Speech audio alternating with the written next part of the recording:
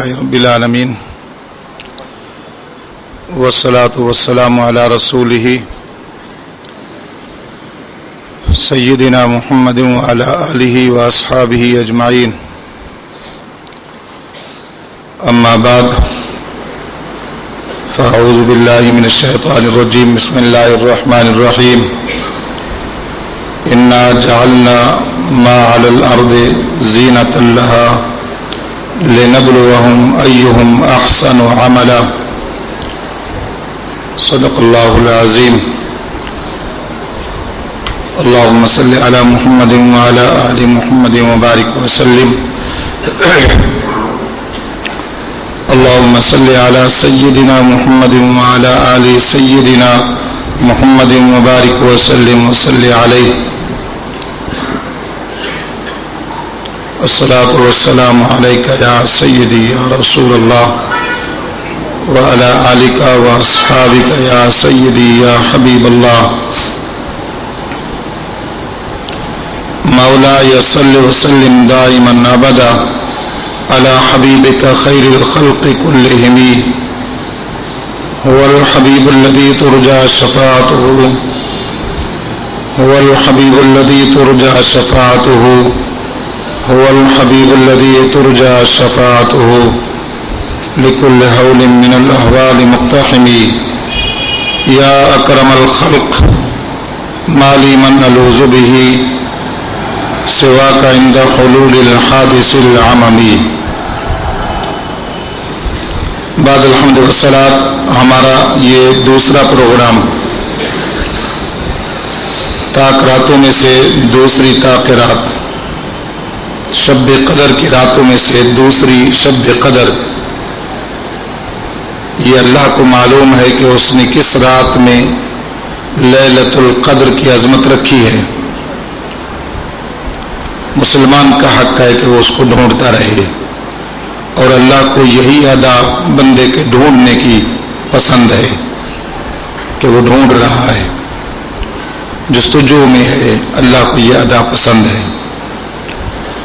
تو یقیناً ہم سب جتنے موجود ہیں یا جتنے موجود ہوتے ہیں ہمارا ایک ہی مقصد ہوتا ہے ان راتوں میں یہاں یا کسی اور جگہ اس طرح کی محافل میں بیٹھنا آنا بولنا سننا تاکہ اللہ تعالیٰ کی قرب کی کوئی راہ مل جائے, اللہ راضی ہو جائے, ہم سے جو غلطیاں ہو گئی ہیں وہ معاف ہو جائیں اور اللہ تعالیٰ اپنا قرب عطا فرما دے, رحمت عطا فرما دے.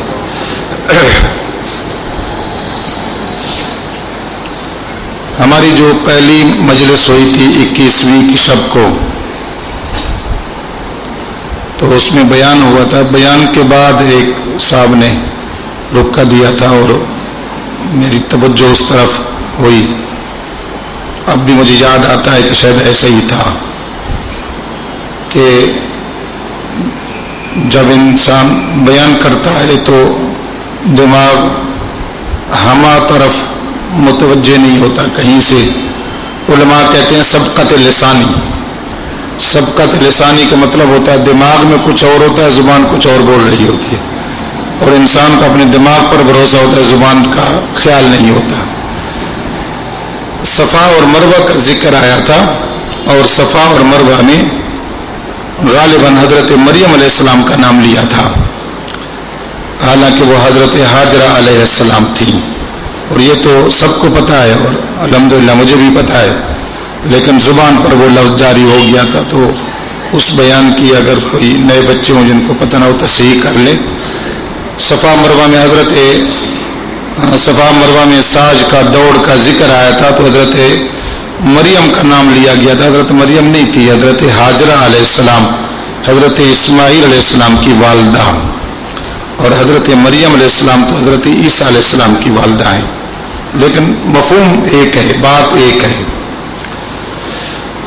تو یہ تصحیح کے لیے میں نے آپ کو بتا دیا ہے, اور جو ہمارے ساتھی سی ڈی بناتے ہیں تو ان کو بھی کہہ دیا ہے کہ وہ پہلے والے پروگرام کے اندر یہ معذرت اپنی طرف سے وہاں لگا دیں کہ یہ لفظ ایسا نہیں ہے. تو بہر صورت گفتگو کا مفہوم واضح کرنا مقصود ہوتا ہے. غلطیاں تو مجھ سے اور سب سے ہوتی ہیں، لیکن غلطی کا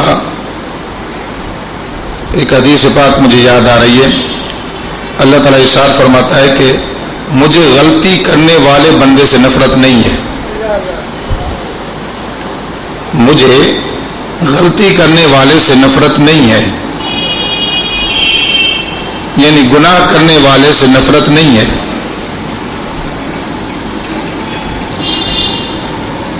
گناہ کر کے، غلطی کر کے اس پر پکا رہنے والے سے ناراضگی ہے۔ اس نے یہ کیوں نہیں کہہ دیا کہ معاف کر دو؟ خیر الخطائین التوابون، آپ صلی اللہ علیہ وسلم فرماتے ہیں اللہ کو وہ بندے پسند ہیں تو گناہگار، لیکن کہہ دیتے ہیں، کہتے رہتے ہیں یا اللہ معاف کر دے، غلطی ہو گئی۔ غلطی کرے اور ڈٹ جائے یہ اللہ اور اس کے رسول کو ناپسند ہے۔ اس لیے ہم جتنے بھی ہیں غلطیاں تو ہوتی ہیں، اور غلطی بعض دفعہ تقدیر میں کرائی بھی جاتی ہے، تقدیر میں کرائی بھی جاتی ہے، اور کرائی اس لیے جاتی ہے بندے سے غلطی، اور خدا کی طرف سے کرائی جاتی ہے کہ یہ بندہ یہ غلطی کرے تاکہ اس کا درجہ بلند ہو جائے، یہ غلطی کرے تاکہ اس کا درجہ اس سے بلند ہو جائے۔ اب یہ بات ابھی تک کھلی تو نہیں ہے نا، سمجھ نہیں آئی۔ بعض لوگ غلطی کرتے ہیں اور غلطی کو نظر انداز کر دیتے ہیں، بھول جاتے ہیں اور اس کا رونا نہیں روتے۔ بعض غلطی کرتے ہیں اور غلطی پہ ایسی معافی مانگتے ہیں، ایسا رونا روتے ہیں، ایسا گڑ گڑاتے ہیں کہ وہ ان کا گڑ گڑانا کئی عبادتوں سے افضل ہوتا ہے، اور ان سے غلطی اس لیے کرائی جاتی ہے کہ ابھی یہ نہیں روتے، غلطی کے بعد روئیں گے اور ان کا رونا ہمیں منظور ہے۔ اس لیے غلطی کرنے کے بعد جو بندہ روتا ہے، دل سے روتا ہے، اس کا درجہ عبادت سے بھی افضل ہو جاتا ہے، اور اس کے شواہد موجود ہیں۔ جس طرح کہ شاید پچھلے درس میں نے اشارہ کیا تھا، حضرت امام جعفر صادق رضی اللہ تعالیٰ عنہ کے متعلق کہ آپ صبح کے وقت سوئے ہوئے تھے کہ کسی شخص نے آواز لگائی اٹھیے، تو آپ اٹھے۔ آپ نے فرمایا تو کون ہے مجھے اٹھانے والا صبح کی نماز میں یا صبح کی تہجد میں؟ اس نے کہا میں شیطان ہوں، ابلیس ہوں، تو مجھے صبح کی نماز کے لیے کیوں اٹھاتا ہے؟ تو تیرا کام تو عبادت سے روکنا ہے، تو عبادتوں سے روکتا ہے، مجھے کہتا ہے کہ نماز کا ٹائم ہو گیا ہے، پڑھ لیجئے، کہیں ایسا نہ ہو کہ نماز قضا ہو جائے، یہ کیسی بات تو کر رہا ہے؟ اس نے کہا میں نے ایک دن آپ کے ساتھ یہ بھی کر کے دیکھا تھا، ایک دن میں نے آپ کے ساتھ یہ بھی کر کے دیکھا تھا کہ آپ پر میٹھی نیند مسلط کر دی تھی، غفلت طاری کر دی تھی، کئی ہیلوں بہانوں سے آپ پر نیند کا غلبہ آ گیا تھا، اور نیند کا غلبہ آنا میری سازش تھی۔ نہیں سمجھے؟ نیند کا غلبہ آنا میری سازش تھی۔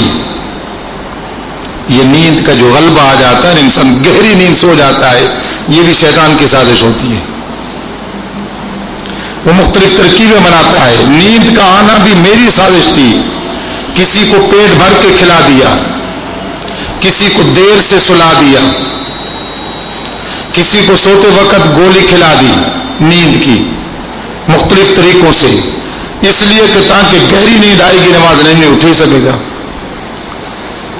تو ان باتوں کو سمجھا کریں، گہری نیند جو عبادت سے روک دے، یہ شیطان کی سازشوں میں سے ایک سازش ہوتی ہے، اور انسان کو اپنا فعل نظر آتا ہے، اپنا نہیں ہوتا، ہوتا اسی کا ہے، لیکن وہ تو خفیہ چال چلتا ہے نا، نظر تو نہیں آتا۔ تو اس نے کہا آپ کو ایک دن سلا کے بھی دیکھا تھا، ایک دن آپ کو سلا دیا تھا اور آپ کی جماعت چلی گئی تھی، آپ نماز تو پڑھ لی تھی آپ نے، لیکن آپ نے جماعت سے نماز نہیں پڑھی تھی. تو فرمایا پھر کہتے ہیں اس دن مجھے بڑا نقصان ہو گیا تھا، اس دن مجھے بڑا نقصان ہوا. نقصان آپ کا کرنا چاہا تھا لیکن نقصان میرا ہو گیا. فرمایا کیسے؟ کہتے ہیں ایک جماعت آپ کی رہی اور آپ اتنا روئے اتنا روئے اتنا روئے، اللہ نے لاکھوں جماعتوں کا ثواب آپ کو دے دیا. ان گنت لا تعداد جماعتوں کا ثواب عطا فرما دیا. اس دن تو میری موت ہو گئی نا. اب اٹھو نماز پڑھو، ایک جماعت پڑھو تاکہ ایک جماعت ہوگی، لا تعداد کا ثواب تو نہیں ملے گا نا. اس لیے جو گناہ کے بعد رونا ہوتا ہے نا، یہ رونا عبادت سے بھی افضل ہوتا ہے. رونا عبادت سے بھی افضل ہوتا ہے.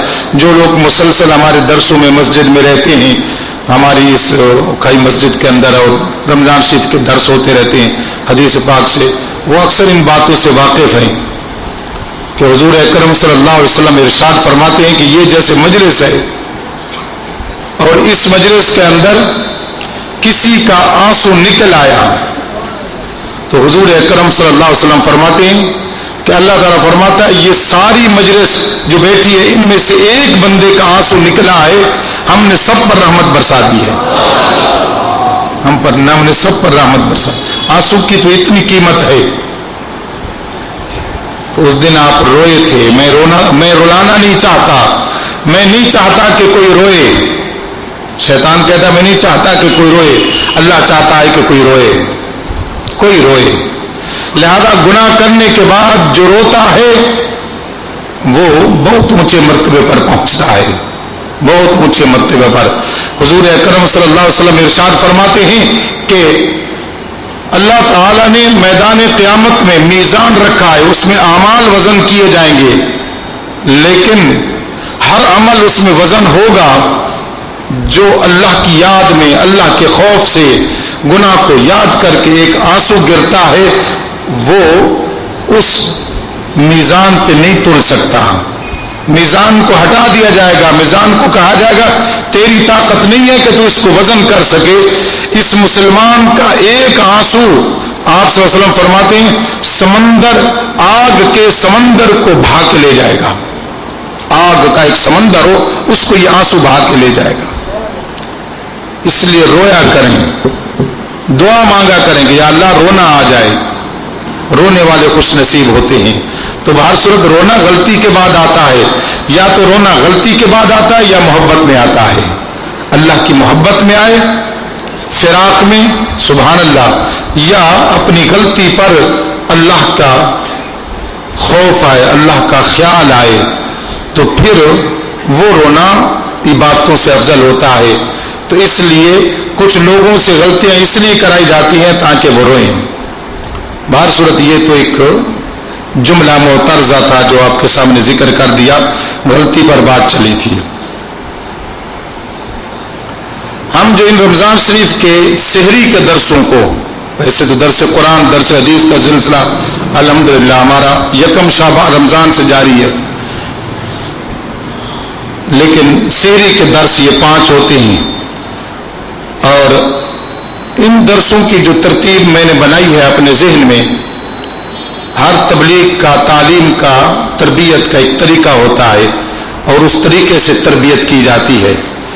تو وہ آخرت سے متعلق ہے، لیکن اس کی میں آپ کو تفصیل بتانا چاہتا ہوں.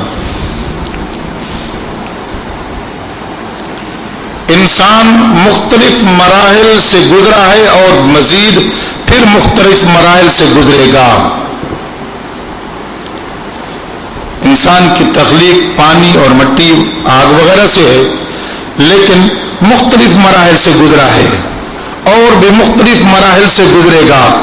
اور انشاءاللہ آپ صلی اللہ علیہ وسلم کے صدقے پھر آخر میں جنت میں جا کے پہنچے گا اور پھر وہاں رہے گا خالدین فیہا ابدا. وہاں رہے گا، وہاں سے واپس نہیں آئے گا. وہاں رہے گا، وہاں سے واپس نہیں آئے گا. اور وَلَكُمْ فِيهَا مَا تَشْتَهِي أَنفُسُكُمْ وَلَكُمْ فِيهَا مَا تَدَّعُونَ. وہاں وہ ملے گا جو آپ چاہیں گے. جو آپ زبان سے بولیں گے نہیں، جو دل چاہے گا وہ موجود ہوگا. آپ کے دل نے چاہا اور موجود ہوگا، اور کوئی تھکے گا نہیں. نعمتوں کو استعمال کر کر کر کر کے تھکے گا نہیں، تھکاوٹ نہیں آئے گی، بول و براز نہیں آئے گا. جیسے انسان کو قضاء حاجت ہو جاتی ہے یہ نہیں ہوگا، جیسے کسی کے کھانے سے کوئی تکلیف ہوتی تکلیف نہیں ہوگی. نعمتوں میں رہیں گے. اللہ نے جو نعمتیں رکھی ہے، کیونکہ وہاں صرف جزا ہی جزا ہے، اللہ کی طرف سے انعام ہی انعام ہے، تکلیف والی وہاں کوئی بات بھی نہیں ہوگی. تو آخری ٹھکانہ وہ ہے. انسان مختلف مراحل سے گزرا ہے، لیکن دو انسان کو عالم یاد رکھنے چاہیے. دو عالم انسان کے لیے اہم ہیں. ایک کا نام ہے عالم دنیا اور ایک کا نام ہے عالم آخرت. عالم دنیا اور عالم آخرت، یہ دو انسان کے زندگی کے دور ہیں. ان دونوں دوروں میں زندہ رہے گا. عالم دنیا کہتے ہیں موت سے پہلے والا جس میں اب ہیں.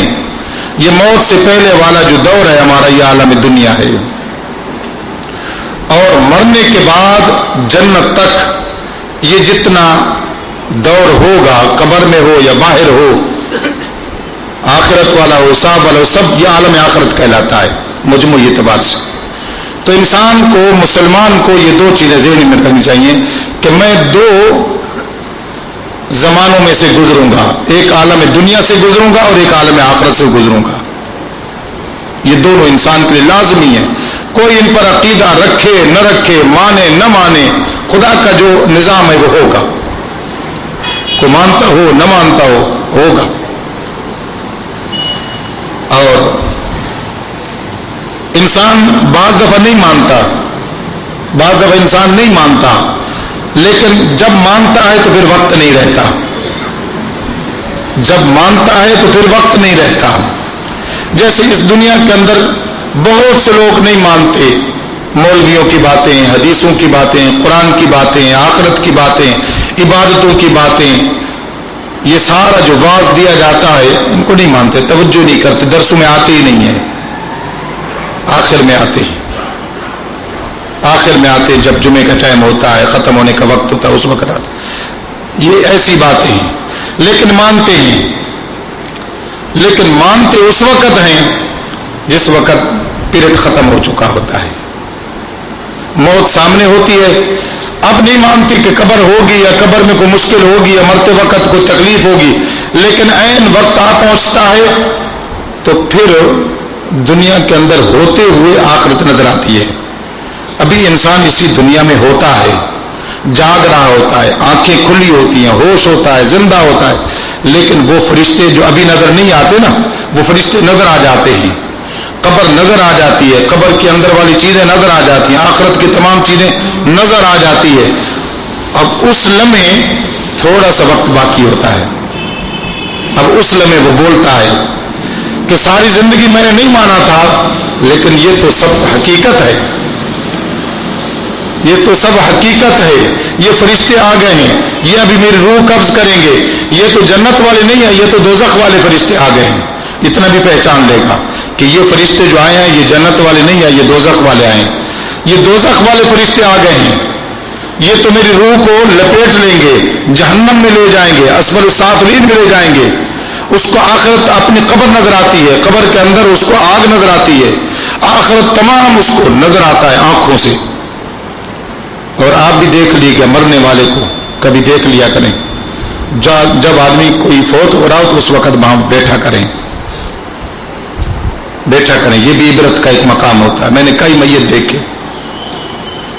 ہوتا یہ ہے کہ بالکل آخری لمحے مرنے والے کو پہلے والی تکلیف بھی ختم ہو جاتی ہے، اس کو افاقہ مل جاتا ہے. دیکھنے والے دیکھتے ہیں کہ یہ تو اب ٹھیک ہو گیا، لیکن وہ ٹھیک نہیں ہوتا. اس کو اللہ ہوش میں لاتا ہے، اس کیفیت میں لاتا ہے، اس کی آنکھیں کھول دیتا ہے. بے ہوش ہوتا ہے تو ہوش اس کو آ جاتا ہے، ہوش آ جاتا ہے، اس کی آنکھیں کھلتی ہیں. لیکن اس وقت آپ بولتے ہیں، آپ کی بات سنتا ہے، لیکن اس وقت آپ کی ضرورت نہیں ہوتی اسے. اس کو سب فرشتے سب نظر آ رہا ہے، اب اس کو سب آخرت نظر آتی ہے. اس وقت وہ خدا سے کہتا ہے، اس وقت وہ اللہ تعالیٰ سے بولتا ہے، اور ایسی زبان سے بولتا ہے کہ آپ نہیں سنتے، اللہ سنتا ہے، اور وہ اللہ سے کہہ رہا ہوتا ہے. کیا کہتا ہے اللہ تعالیٰ سے؟ ربے بولتا ہے، ربے اے میرے رب، وہ بولتا ہے اس وقت. آپ نہیں سن رہے تھے کیونکہ اس کا تعلق اب ادھر کچھ زیادہ ہو چکا ہوتا. ربے اے میرے رب، لولا اخرتنی الی اجل قریب، تھوڑی سی مدت اور دے دے، تھوڑی سی الی اجل، تھوڑا سا وقت دے دے. ابھی میری موت تو سامنے کھڑی ہے، اس کو تھوڑا سا ٹال دے، تھوڑا سا وقت اور دے دے. زیادہ لمبی عمر نہیں چاہتا، تھوڑا سا وقت دے دے. وہ مانگتا ہے خدا سے، ہر بندہ مانگتا ہے، ہر بندہ مانگتا ہے، تھوڑا سا دے دے. فاصدق واکن من الصالحین. ابھی تو میں کسی کی بات نہیں مانتا تھا، ابھی سحری کے درس بھی ہوتے تھے، سمجھایا جاتا تھا، لیکن میں نہیں سمجھتا تھا. واپس جانے کے بعد وہی ہوتا تھا، اعتکاف سے اٹھنے کے بعد وہی روٹین ہوتی تھی، رمضان شریف ختم ہونے کے بعد وہی معمول ہوتا تھا، سب میں روٹین میں سمجھتا تھا. لیکن یہ تو حقیقت ہے، مجھے نظر آ رہا ہے، مجھے دوزخ نظر آتی ہے، مجھے قبر نظر آ رہی ہے، یہ فرشتے عذاب والے مجھے نظر آ رہے ہیں، یہ تو بالکل حقیقت ہے. تھوڑا سا وقت دے دے، میں جاؤں اور میں جلدی جلدی ساری نیکیاں سمیٹ لوں گا، میں اپنا مال صدقہ کر دوں گا، میں نصیحتیں وصیتیں کر دوں گا اور سب سے معافی مانگ لوں گا. تو نے مجھے زندگی دی ہے نا 80 سال کی، 80 سال کی نہیں چاہیے، الی اجل قریب، تھوڑا ایک دن دے دے. ایک دن میں جو میں نے 80 سال میں نہیں کیا وہ میں ایک دن میں کر لوں گا. تو یوں کیوں نہ ہو کہ ابھی سے اس دن کو قیمتی بنا لیں، یہ بھی تو ہو سکتا ہے نا. اللہ تعالیٰ ہمیں ہوش دے. اور اس وقت کیوں مانگے؟ ابھی تو ہمارے پاس ایک دن سے بھی زیادہ نظر آتا ہے نا، ابھی ایک دن سے تو زیادہ نظر آتا ہے، ابھی سے بنا لیں. تو مجھے دے دے، میں سارا سب کچھ جلدی جلدی کر دوں گا. اللہ فرماتا ہے اب نہیں. وَلَن يُؤَخِّرَ اللَّهُ نَفْسًا إِذَا جَاءَ أَجَلُهَا. اب نہیں ہو سکتا. ہمارا وعدہ ہے، جس کو موت دیتے ہیں بس ختم، موت دیتے ہیں، اب کچھ نہیں ہو سکتا. دنیا کی کوئی طاقت تمہیں واپس نہیں لوٹا سکتی، ہم نہیں دے سکتے. دوبارہ صورت، موت سے پہلے انسان کو یہ یقین آئے گا کہ میرے لیے دو جہان ہیں، ایک نہیں ہے. یہ موت سے پہلے یقین آئے گا، ابھی نہیں آتا. ابھی کہتا ہے انسان مرا اور مٹی میں گیا، ختم. ہم نے لاکھوں کروڑوں کو دفن کر دیا، پڑے ہوئے ہیں، ختم. یہ سمجھ میں نہیں آتی بات کہ قبر میں عذاب ہوگا، پھر اٹھیں گے، پھر حساب. یقین نہیں آتا. زبانی طور پر مان لیتے ہیں، ذہن نہیں مانتا، دماغ نہیں مانتا، لیکن اس وقت مانے گا. اس وقت یہ بات مانی جائے گی جو ابھی میں کہہ رہا ہوں کہ انسان کے لیے دو جہان ہیں، ایک دنیا اور ایک آخرت، اور دونوں ضروری ہیں اور بالکل لازمی ہیں اور حقیقت ہے. دونوں حقیقت ہیں، یہ دنیا بھی اور آخرت بھی. ابھی ان دونوں کے بارے میں ہم نے آپس میں تھوڑا سا جائزہ لینا ہے، اس کو سمجھنا ہے.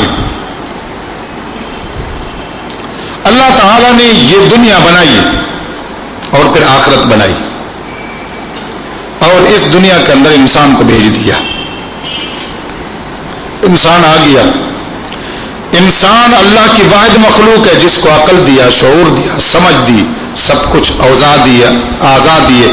انسان سب باتیں سمجھتا ہے، کرتا ہے. یہ عقل و شعور یہ اللہ نے دیا ہے، اور صرف انسان کے پاس ہے. اس طرح کا عقل و شعور کسی اور کے پاس نہیں ہے. جنوں کے پاس ہے لیکن انسان سے کم ہے، باقی کسی مخلوق کے پاس نہیں. اللہ تعالیٰ نے انسان کو دنیا میں بھیجتے، جا دنیا میں جا، تم میں سے جو بھی اولاد آدم ہوگا، جو بھی انسان ہوگا دنیا میں ضرور جائے گا، جاؤ. اور دنیا میں جانا ہے اور پھر واپس بھی آنا ہے. دنیا میں جا کر واپس پھر آنا ہے. اب دنیا میں انسان آیا. اللہ تعالیٰ ارشاد فرماتا ہے کہ ہم نے دنیا کے اندر انسان کو بھیجا، انہ کان ظلوما جہولا. یہ بیچارہ پتہ نہیں تھا اس کو، ورنہ جاتا ہی نہیں. اس کو پتا نہیں تھا کہ دنیا میں جاؤں گا تو میرے ساتھ کیا ہوگا، یہ جاتا ہی نہیں، انکار کرتا، لیکن یہ تو دنیا میں گیا اور پہنچ گیا۔ جب پہنچ گیا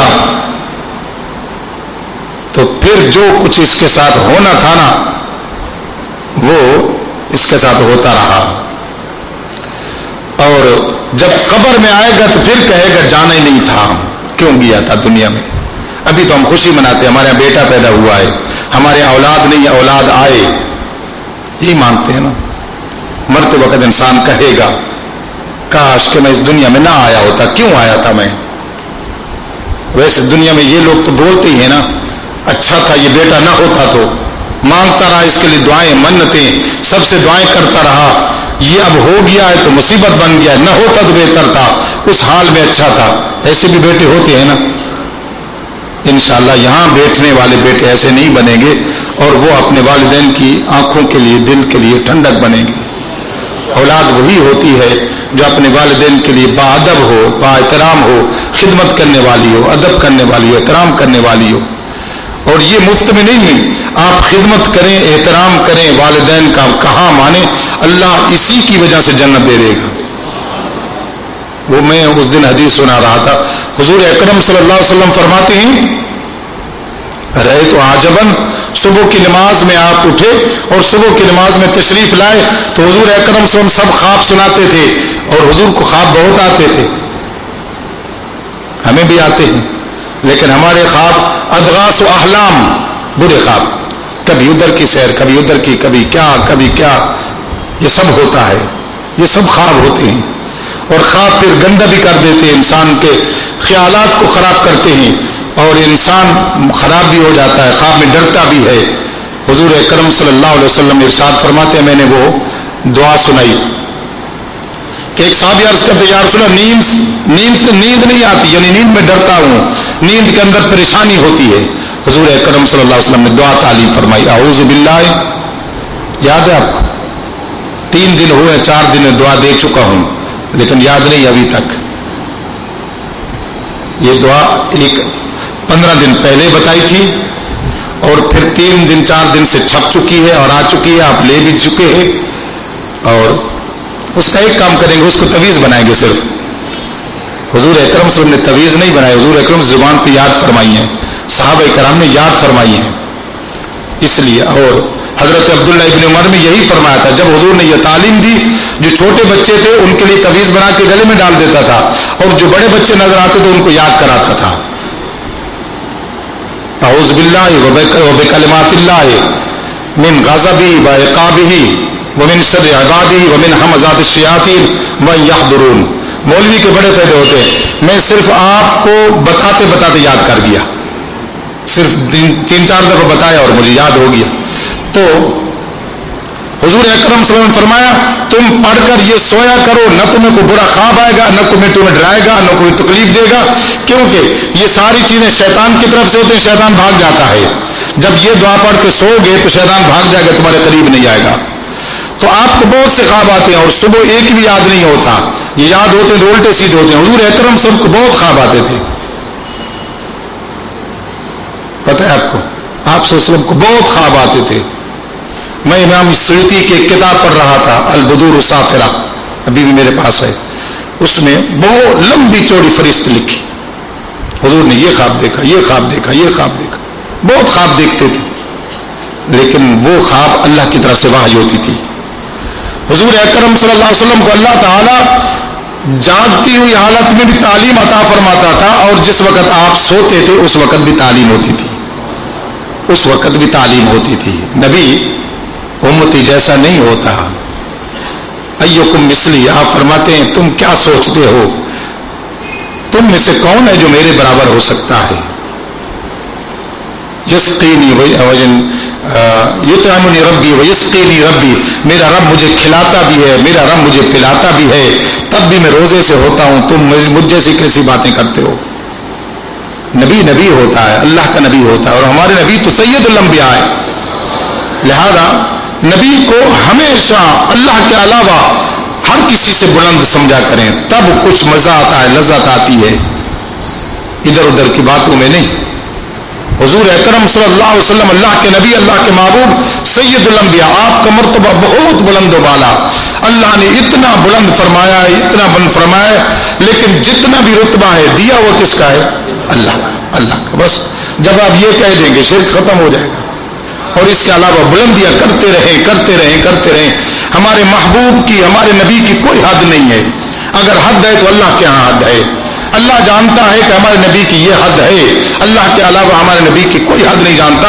اگر جانتا تو صدیق اکبر جانتا، لیکن صدیق اکبر کو بھی حضور نے فرما دیا تھا لم یعرفنی حقیقتا غیر ربی، میرے رب کے علاوہ میری حقیقت کو کوئی نہیں سمجھ سکتا۔ حضور اکرم صلی اللہ علیہ وسلم خواب دیکھتے تھے تو خواب میں بھی وحی ہوتی تھی، جاگتے تھے تب بھی وحی ہوتی تھی، دین کی تعلیم ہوتی تھی، رات کو سوتے تھے تو پھر بھی وحی ہوتی تھی اور اللہ کی طرف سے تعلیم ہوتی تھی۔ اس لیے حضور اکرم صلی اللہ علیہ وسلم ارشاد فرماتے ہیں ینام عینی ولا ینام قلبی، میرے سونے سے میرا وضو نہیں جاتا۔ آپ فرماتے میں سویا رہوں نا، سو کے اٹھوں پھر بھی نماز پڑھوں، میں پڑھ سکتا ہوں، اس لیے کہ میری آنکھیں سوتی ہیں، میرا دل نہیں سوتا، میرا دل اللہ کی یاد میں ہوتا ہے، اللہ سے وابستہ ہوتا ہے، اللہ سے متعلق ہوتا ہے۔ اللہ کا نبی کیا بات ہے، اللہ کے نبی کے صدقے ساری کائنات چلتی ہے۔ حضور اکرم صلی اللہ علیہ وسلم صحابہ کرام کو صبح کی نماز کے بعد فرمایا بیٹو میں نے خواب دیکھے۔ حضور کے صحابہ ہر روز انتظار کرتے تھے اور پھر صحابہ سے بھی پوچھتے تھے کہ کوئی خواب دیکھیے تو بتاؤ، میں تمہیں تعبیر بتاؤں۔ حضور اکرم صلی اللہ علیہ وسلم نے فرمایا رات میں نے تو ایک عجیب بات دیکھی ہے۔ صحابہ اور زیادہ متوجہ ہوئے۔ حضور اکرم صلی اللہ علیہ وسلم نے فرمایا جوانوں کے لیے ہے یا ان ادھیڑ عمر کے لیے ہے یا میرے جیسے عمر کے لیے بھی ہے جس کے والدین میں سے دونوں یا کوئی ایک زندہ ہو۔ میری والدہ باحیات ہیں الحمدللہ۔ ہر اس شخص کے لیے جس کے والدین میں سے دونوں یا کوئی ایک زندہ ہو، اور جس کے زندہ نہیں ہے وہ دعا کر سکتا ہے۔ حضور اکرم صلی اللہ علیہ وسلم نے فرمایا رات میں نے عجیب بات دیکھی، رات میں نے دیکھا کہ دنیا کا ایک بندہ ہے اور اس کے پاس ملک الموت اسرائیل آ جاتا ہے، اسرائیل آ جاتا ہے اور روح قبض کرتا ہے اس کی۔ اسرائیل آیا ہوا تو واپس نہیں جاتا نا، اسرائیل آیا ہوا تو واپس نہیں جاتا، صرف حضرت موسیٰ علیہ السلام سے گیا تھا واپس، انہوں نے واپس کر دیا تھا اور پھر بھی واپس آ گیا تھا، تو پھر حضرت موسیٰ علیہ السلام نے کہا ٹھیک ہے آ جاؤ۔ کیسے کہا تھا ٹھیک ہے آ جاؤ؟ حضرت موسیٰ علیہ السلام کے پاس آ کہا میں اسرائیل ہوں، روح قبض کرتا ہوں۔ بڑی بڑی تفسیروں میں لکھا حضرت موسیٰ علیہ السلام جلالی پیغمبر کے تھپڑ مار دیا، مجھ سے پوچھے بغیر آ گئے۔ معتبر بات ہے، حضرت موسیٰ علیہ السلام اللہ کی بارگاہ میں یا اللہ یہ کس بندے کے بعد بھیج دیا؟ اللہ فرماتا ہے وہ ہمارا محبوب ہے، وہ ہمارا نبی ہے، ہمارا رسول ہے اور ہمیں اپنے نبیوں کا احترام ہے۔ جاؤ موسیٰ علیہ السلام کے پاس فلاں نسل کی بھیڑ لے جاؤ اور ان کو کہو آپ اس پر ہاتھ رکھو، ہاتھ کے نیچے جتنے بال آئیں گے اتنی عمر بڑھا دیں گے۔ کیوں؟ اللہ کے ہاتھ میں ہے تقدیر نا، وَعِنْدَهُ أُمُّ الْكِتَابِ، اللہ فرماتا ہے ہمارے پاس سب کچھ ہے، ہم يَمْحُ اللَّهُ مَا يَشَاءُ، ہم جو چاہیں مٹا دیں، وَيُثْبِتُ جو چاہیں رکھیں۔ کوئی اور نہیں کر سکتا تو ہم تو کر سکتے ہیں نا، اللہ کر سکتا ہے کہ نہیں کر سکتا؟ اللہ ان اللہ علی کل شیء قدیر، اللہ ہر چیز پر قدرت رکھتا ہے۔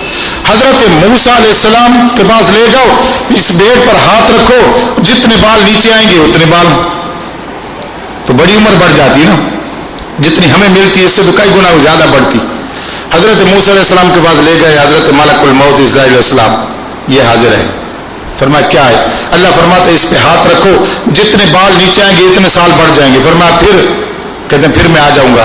تو فرمایا ابھی آ جاؤ تو بہتر ہے، آنا تو ہے نا ہر صورت میں، بعد میں بھی آنا ہے، ابھی آ جاؤ۔ میں ناراض اس لیے ہوا تھا کہ بغیر اجازت کے آئے تھے۔ انبیاء ہوتے ہیں، انبیاء کا درجہ بہت بلند بالا ہوتا ہے، اس لیے حضور اکرم صلی اللہ علیہ وسلم پر جب یہ کیفیت تاریخ تھی تو آپ صحابہ کو بتا رہے تھے انا بالرفیق الاعلی، انا بالرفیق الاعلی۔ حضور اکرم صلی اللہ علیہ وسلم نے خود بتایا، سبحان اللہ، آپ صلی اللہ علیہ وسلم کا اس دنیا میں جانا کیسا ہوا۔ حضور اکرم صلی اللہ علیہ وسلم نے صحابہ کرام کو جمع فرمایا، جمع فرمانے کے بعد فرمایا صحابہ تم سے ایک بات کہتا ہوں، اس وقت کیا کیفیت تھی، کیا بات تھی. حضور اکرم صلی اللہ علیہ وسلم فرمایا تم سے ایک بات کہتا ہوں،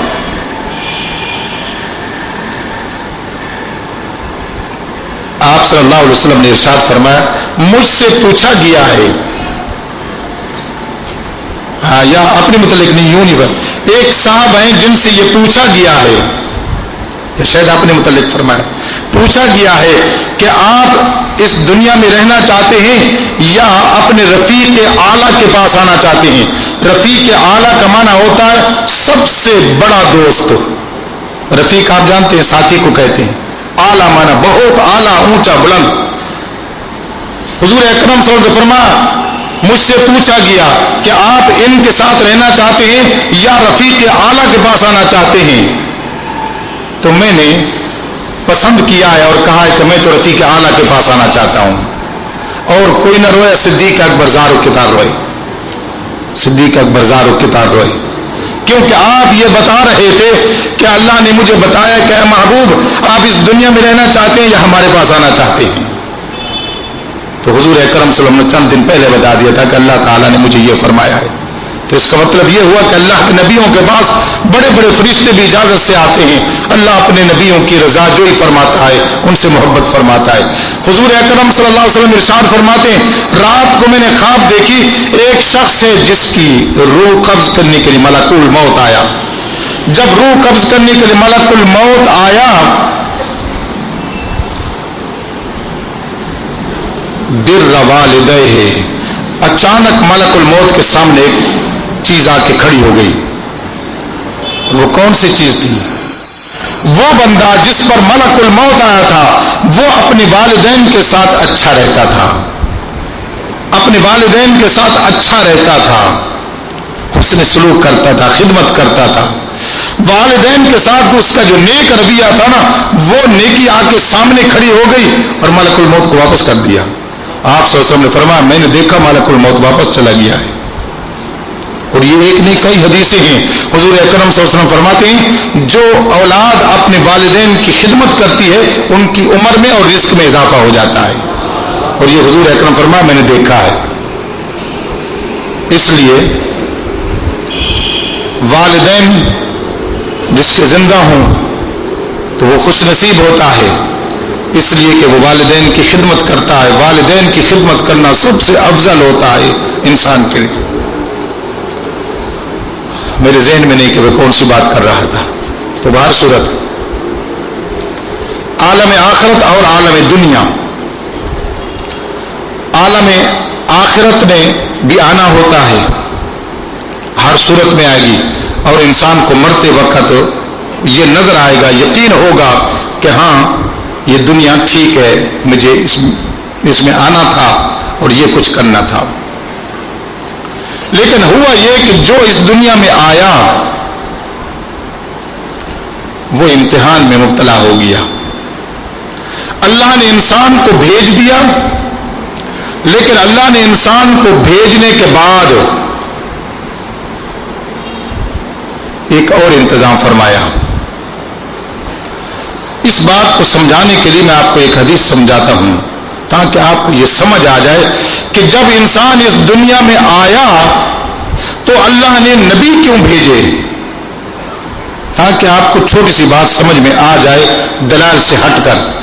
انسان کو اللہ نے دنیا میں بھیجا، آتے رہیں گے قیامت تک، لیکن اللہ نے نبی بھیج دیے. حضرت آدم آئے، حضرت نوح علیہ السلام آئے، تمام نبی آتے رہے. پھر ہمارے نبی دائمی اور آخری آ گئے اور آپ کی نبوت قیامت تک جاری رہے گی.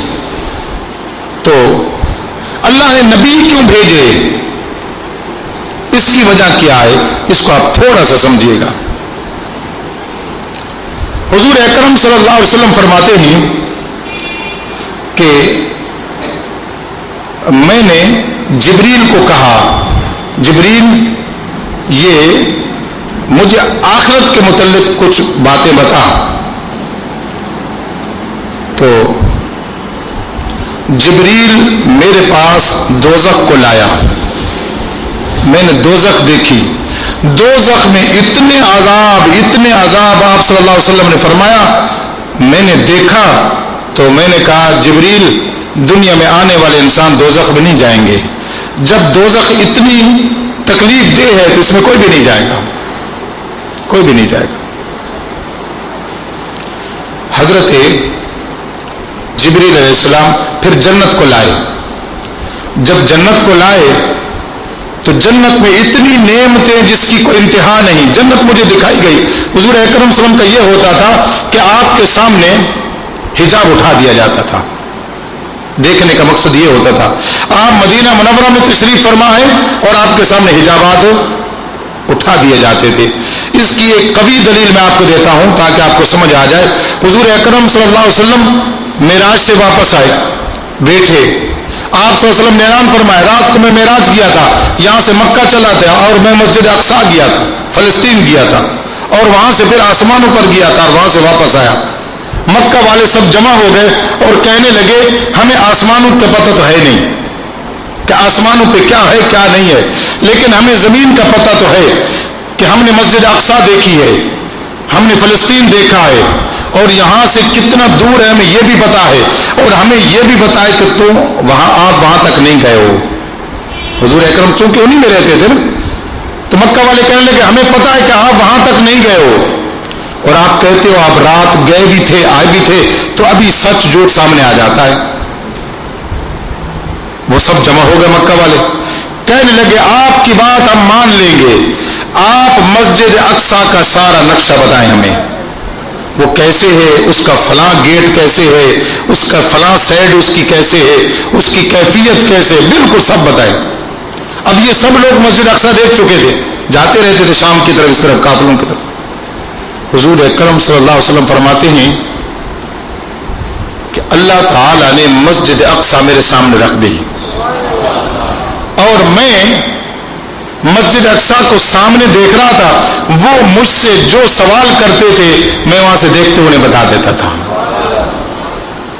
یہ حدیث ہے جس پر تمام کا اتفاق ہے، جو اپنے آپ کو مسلمان کہتے ہیں سب مانتے ہیں اس بات کو، اس حدیث کو۔ حضور اکرم صلی اللہ علیہ وسلم فرماتے ہیں مسجد اقصی میرے سامنے آ گئی اور اللہ نے اپنی قدرت، اللہ کی قدرت تو قدرت ہے نا، اس کو تو کوئی سمجھ میں ہے نہیں، لہذا وہ میرے قدرت، اللہ کی قدرت سامنے ہے، میں اس کو دیکھتا تھا، ان کو بتا دیتا۔ اس لیے حضور اکرم صلی اللہ علیہ وسلم کے سامنے اسی طرح جنت لائی جاتی تھی، اتنا دوزخ لائی جاتی تھی اور حضور اکرم صلی اللہ علیہ وسلم امت کو سمجھاتے تھے۔ حضور اکرم صلی اللہ علیہ وسلم نے فرمایا جبریل میرے سامنے جنت لائے، جنت کی جب میں نے نعمتیں دیکھی میں نے کہا اے جبریل کوئی بھی جنت سے رہ نہیں جائے گا، سب جنت میں جائیں گے، سب جنت میں جائیں گے، دوزخ میں ایک بندہ بھی نہیں جائے گا اور سب جنت میں جائیں گے۔ حضور اکرم صلی اللہ علیہ وسلم فرماتے ہیں پھر دوبارہ میرے سامنے جبریل جنت لائے، دوبارہ جب لائے، اسی بات کو سمجھنا ہے، دوبارہ جب جنت لایا تو میں نے دیکھا کہ جنت کے اوپر پردہ ڈال دیا گیا ہے، اس کو چھپا دیا گیا ہے اور اس پردے کے اندر میں نے دیکھا تکلیفیں ہی تکلیفیں ہیں، پریشانیاں ہی پریشانیاں ہیں، کہیں مالی پریشانیاں ہیں، کہیں جانی پریشانیاں ہیں، کہیں اولاد کی پریشانیاں ہیں، کہیں دکھ درد کی پریشانیاں ہیں، پریشانیاں ہی پریشانیاں، بھوک ہے، غربت ہے، دکھ ہے، درد ہے، بھری ہوئی ہے زندگی۔ میں نے کہا جبریل یہ کیا ہے؟ جبریل عرض کرتے یا رسول اللہ صلی اللہ علیہ وسلم جو ان تکلیفوں سے گزرے گا بعد میں جنت میں جائے گا۔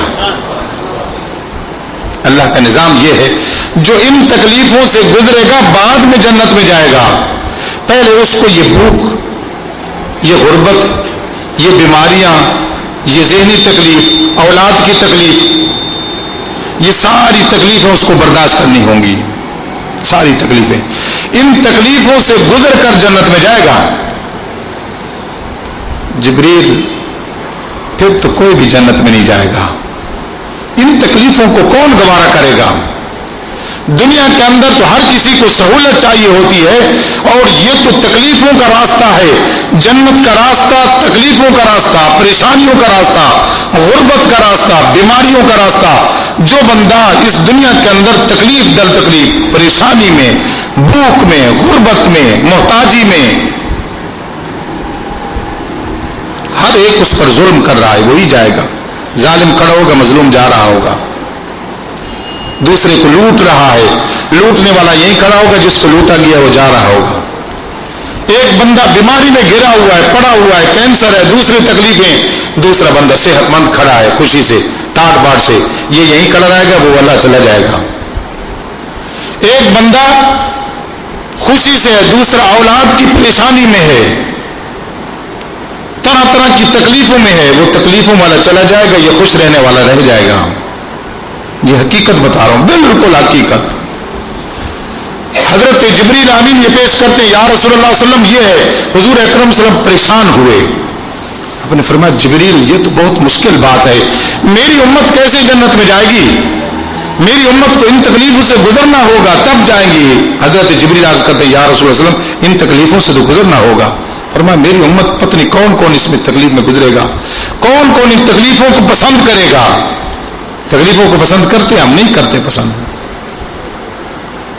حضور اکرم صلی اللہ علیہ وسلم کے سامنے پھر وہ دوزخ کو لائے، لیکن دوزخ کے اوپر پھر پردہ تھا، دوزخ کے اوپر پھر پردہ، لیکن حضور اکرم صلی اللہ علیہ وسلم دیکھا پردہ کس کا؟ نہایت دولت مندی، نہایت خوشیاں، نہایت کھیل کود، دنیا کی نعمتوں سے بھری ہوئی چادر پڑی ہوئی ہے، اس پر خواہشات ہیں، لذتیں ہیں، انسان کے دل میں جتنی چیز دنیا کے اندر خیالات آتے ہیں، مجھے یہ بھی چاہیے، یہ سارے دوزخ کے اوپر بچھا ہوا ہے، سونا چاندی دوزخ کے اوپر بچھا ہوا ہے، دولت کے انبار لگے ہوئے ہیں، دنیا کی عیش و عشرت کے انبار لگے ہوئے ہیں، کوٹھیاں، مکان، گاڑیاں، جتنی چیزیں ہم اس دنیا میں دیکھتے ہیں سارے دوزخ کے اوپر ہے۔ جبریل یہ کیا ہے؟ ابھی تو نیچے دوزخ تھا۔ عرض کی یا رسول اللہ علیہ وسلم، جو ان خوشیوں میں رہے گا، جو ان دولتوں میں دولت میں رہے گا، اس عیش و عشرت میں رہے گا، ان آسانیوں میں رہے گا، وہ دوزخ میں جائے گا۔ حضور اکرم صلی اللہ علیہ وسلم روئے۔ آپ نے فرمایا یہ تو پھر سارے دوزخ میں جائیں گے، یہ تو دوزخ میں جائیں گے۔ تو آپ سمجھ رہے ہیں کہ حضور اکرم صلی اللہ علیہ وسلم نے جنت اور دوزخ کا نقشہ بیان کیا، تو اللہ تعالیٰ نے انبیاء کو دنیا میں کیوں بھیجا؟ اس لیے کہ انسان کو صرف اکیلا دنیا میں نہیں بھیج دیا، اللہ نے انسان کو بھی بھیج دیا، ساتھ شیطان کو بھی بھیج دیا، اور ساتھ دنیا کی ساری رنگینیاں بھیج دی۔ جو انسان کو، سمجھیے گا اس جملے کو، جو چیز بھی انسان کو راستے سے ہٹا سکتی ہے، حق کے راستے سے ہٹا سکتی ہے، جنت سے دور لے جا سکتی ہے، ہر وہ چیز بھی انسان کے ساتھ بھیج دی۔ سمجھ رہے ہیں؟ انسان اس دنیا میں آیا اور ساتھ ساتھ ہر وہ دلچسپی، ہر وہ سبب، ہر وہ طریقہ جس طریقہ سے انسان جہنم میں جا سکتا ہے، وہ سارے طریقے بھیج دیے۔ اب بتائیے انسان اکیلا آیا یا کچھ اور ساتھ آیا؟ دوزخ کا سارا سامان آیا، سارا دنیا، دوزخ کے تمام اسباب آئے، تمام طور طریقے آئے، جن جن راستوں سے انسان دوزخ میں جا سکتا ہے اللہ نے سارے بھیج دیے، اور پھر شیطان کو بھیج دیا۔ شیطان، یہ دوزخ کی دلچسپی ہے، یہ ساری دے دو اور تو بھی جا، یہ بھی آ گیا۔ اب بتائیے انسان کیا کرے گا؟ یہ حقیقت بتا رہا ہوں بالکل۔ اب انسان کیا کرتا ہے اس دنیا میں؟ ظاہر بات ہے شیطان بھی آ گیا اور ساتھ ساتھ دوزخ کے جتنے اسباب تھے وہ سارے بھی آ گئے، تو دوزخ یقینی تھی۔ فرشتے آسمانوں پہ نظارہ کر رہے تھے، یا اللہ تو نے انسان کو بنایا ہے کہ یہ انسان اتنا اشرف المخلوقات ہے، یہ معزز محترم ہے، تو نے ان کے لیے جنت بھی بنائی ہے، لیکن سارے اسباب تو دوزخ کے ہیں ان کے پاس۔ یہ انسان اس دوزخ سے نکلے گا کیسے؟ جیسے دنیا میں جائے گا مرتے وقت تک سارے دوزخ کے کھاتے کرتا رہے گا، گاڑیوں میں گھومتا رہے گا، اچھے مکانوں میں رہے گا، دل میں جو چاہے گا وہ کرے گا، وہ کھائے گا، اپنی لائف اپنی مرضی کے مطابق انجوائے کرے گا۔ یہی ہے نا، اپنی مرضی کے مطابق۔ جب یہ کیفیت ہوئی تو فرشتوں کا اللہ نے فرمایا انی اعلم ما لا تعلمون، جو میں جانتا ہوں وہ تم نہیں جانتے۔ یہ میں نے بندے بھیج دیے ہیں نا، اور ان کو غرق کرنے والی چیزیں، تباہ کرنے والی چیزیں، جہنم میں لے جانے والی ساری چیزیں بھیج دی ہیں۔ اب تم دیکھتے ہو نا کہ یہ انسان پھنسا ہوا ہے، یہ نقطے کی بات ہے، انسان پھنسا ہوا ہے۔ ہاں یا اللہ یہ تو سب پھنس گئے۔ اللہ فرماتا ہے اب میں اپنے بندے بھیجتا ہوں، یہ ان کو یہاں سے نکالیں گے اور جنت میں لے آئیں گے۔ اب میں اپنے بندے بھیجتا ہوں۔ یہ تو گئے اس میں، یہ مبتلا کر دیا انسان کو امتحان میں۔ دنیا کی زندگی انسان کا امتحان ہے جسے آپ پیپر دے رہے ہیں۔ لہذا یہ بندے میں نے بھیج دیے، ان کی ہلاکت کے اسباب بھی بھیج دیے، میں اپنے نبی بھیجتا ہوں۔ اب نبی کو بھیجتا ہوں، ایک نبی آیا، دوسرا نبی آیا، تیسرا نبی آیا، رؤوف الرحیم نبی آیا، حضور اکرم صلی اللہ علیہ وسلم، آپ صلی اللہ علیہ وسلم تشریف لائے۔ یہ انبیاء آ گئے، اب کیا کام ہوگا؟ سنیے گا یہاں سے، اب مسئلہ یہ ہوگا، اللہ فرماتا ہے میرا نبی میں اس لیے بھیج رہا ہوں ہر نبی کو، کہ ہر نبی کو ایک امت دی ہے، اور اس کو کہا ہے کہ تیرے ذمے یہ لازم ہے کہ تو اپنی امت کو ان ساری تکلیفوں سے نکال کر جنت میں لانا۔ نبی آسانی میں نہیں ہوتا، نبی بہت تکلیف میں ہوتا ہے۔ جتنی ذمہ داری نبی پر ڈالی جاتی ہے کسی پر نہیں ڈالی جاتی۔ میں اپنی ذمہ داری میں ہوں، آپ اپنی ذمہ داری، نبی پر پوری امت کی ذمہ داری، اس ساری امت کو جنت میں لانے کی کوشش کرنی ہے۔ اللہ نے نبیوں کا سلسلہ اس لیے کیا کہ انسان گویا کہ دنیا کے اندر آیا تو دوزخ میں آیا، اس کو یہاں سے نکالنا ہے اور جنت میں لے جانا ہے، اس لیے آیا۔ نبی آئے اور ہر نبی نے انتھک محنت کی ہے، انتھک کوششیں کی ہیں، امت کو سمجھایا ہے، امت نے مارا ہے، کچھ بھی کیا ہے، پتھر مارے، کچھ بھی کیا، کچھ بھی کیا، نبی لگا رہا۔ حضرت نوح علیہ السلام کے پاس 950 سال زندگی تھی، 950 سال تکلیفیں برداشت کی اور نکالتے رہے، حتیٰ کہ اللہ تعالی، اچھا پھر یہ دیکھیے، حتیٰ کہ آپ صلی اللہ علیہ وسلم تشریف لائے۔ اچھا آپ یہ بتائیں، یہاں تک تو آپ سمجھ گئے نا کہ آپ عالم دنیا میں ہو اور کس جگہ پہ ہو، یہ آپ کو سمجھ آ گیا کہ آپ اس دنیا میں ہو اور دوزخ میں گھرے ہوئے ہو، صرف وہ نبی بچانے کے لیے آیا ہے۔ یہاں تک آپ نے سمجھا، اور اس کو یہی یقین کریں کہ ہم اس دنیا میں آئے اور دوزخ میں آ گئے، دوزخ کے اسباب چاروں طرف گھرا ہوا ہے، اللہ نے اپنا نبی بھیجا ہے کہ ان کو یہاں سے نکالیں۔ اب ایک نبی بچا سکتا ہے، لہذا حضور اکرم صلی اللہ علیہ وسلم تشریف لائے، ہمارے نبی تشریف لائے۔ اب بتائیے کہ وہ نبی آیا تو وہ کس لیے آیا؟ کہ یہ دوزخ میں گرے ہوئے ان کو یہاں سے نکالنا اور جنت میں لے جانا ہے۔ لہذا یہ نبی جو آیا، یہ تھوڑی ذمہ داری تھی یا زیادہ؟ بہت بڑی ذمہ داری۔ اور پھر ہمارے نبی پر تو اتنی بھاری ذمہ داری کہ اے نبی صلی اللہ علیہ وسلم، آپ نے صرف اپنے دور کے اندر نہیں، آپ نے قیامت تک آنے والی امت کو بچانا ہے۔ لہذا حضور اکرم صلی اللہ علیہ وسلم تشریف لائے دنیا کے اندر تو ایک لمحہ ضائع نہیں کیا، محنت محنت محنت، دن رات محنت، دن رات محنت، کھانا پینا بھول گئے، رہنا سہنا بھول گئے، گھر کی زندگی بھول گئے، بستر بھول گئے، سب۔ ہم رمضان شریف ہے نا، اعتکاف بیٹھتے ہیں، تب بھی سوتے ہیں، ویسے بھی سوتے ہیں، ٹھیک ہے نا، لیکن ہمارے نبی کیا کرتے تھے؟ آپ صلی اللہ علیہ وسلم کیا تھا؟ رمضان شریف کا چاند آیا، پہلے تو آپ 1-2 مہینہ رجب اور شعبان سے تیاری شروع فرما دیتے تھے، لیکن رمضان شریف کا مہینہ آیا، عائشہ یہ بستر لپیٹ لو۔ حضرت عائشہ فرماتی ہیں حضور کے سونے کا بستر لپیٹ دیا جاتا تھا۔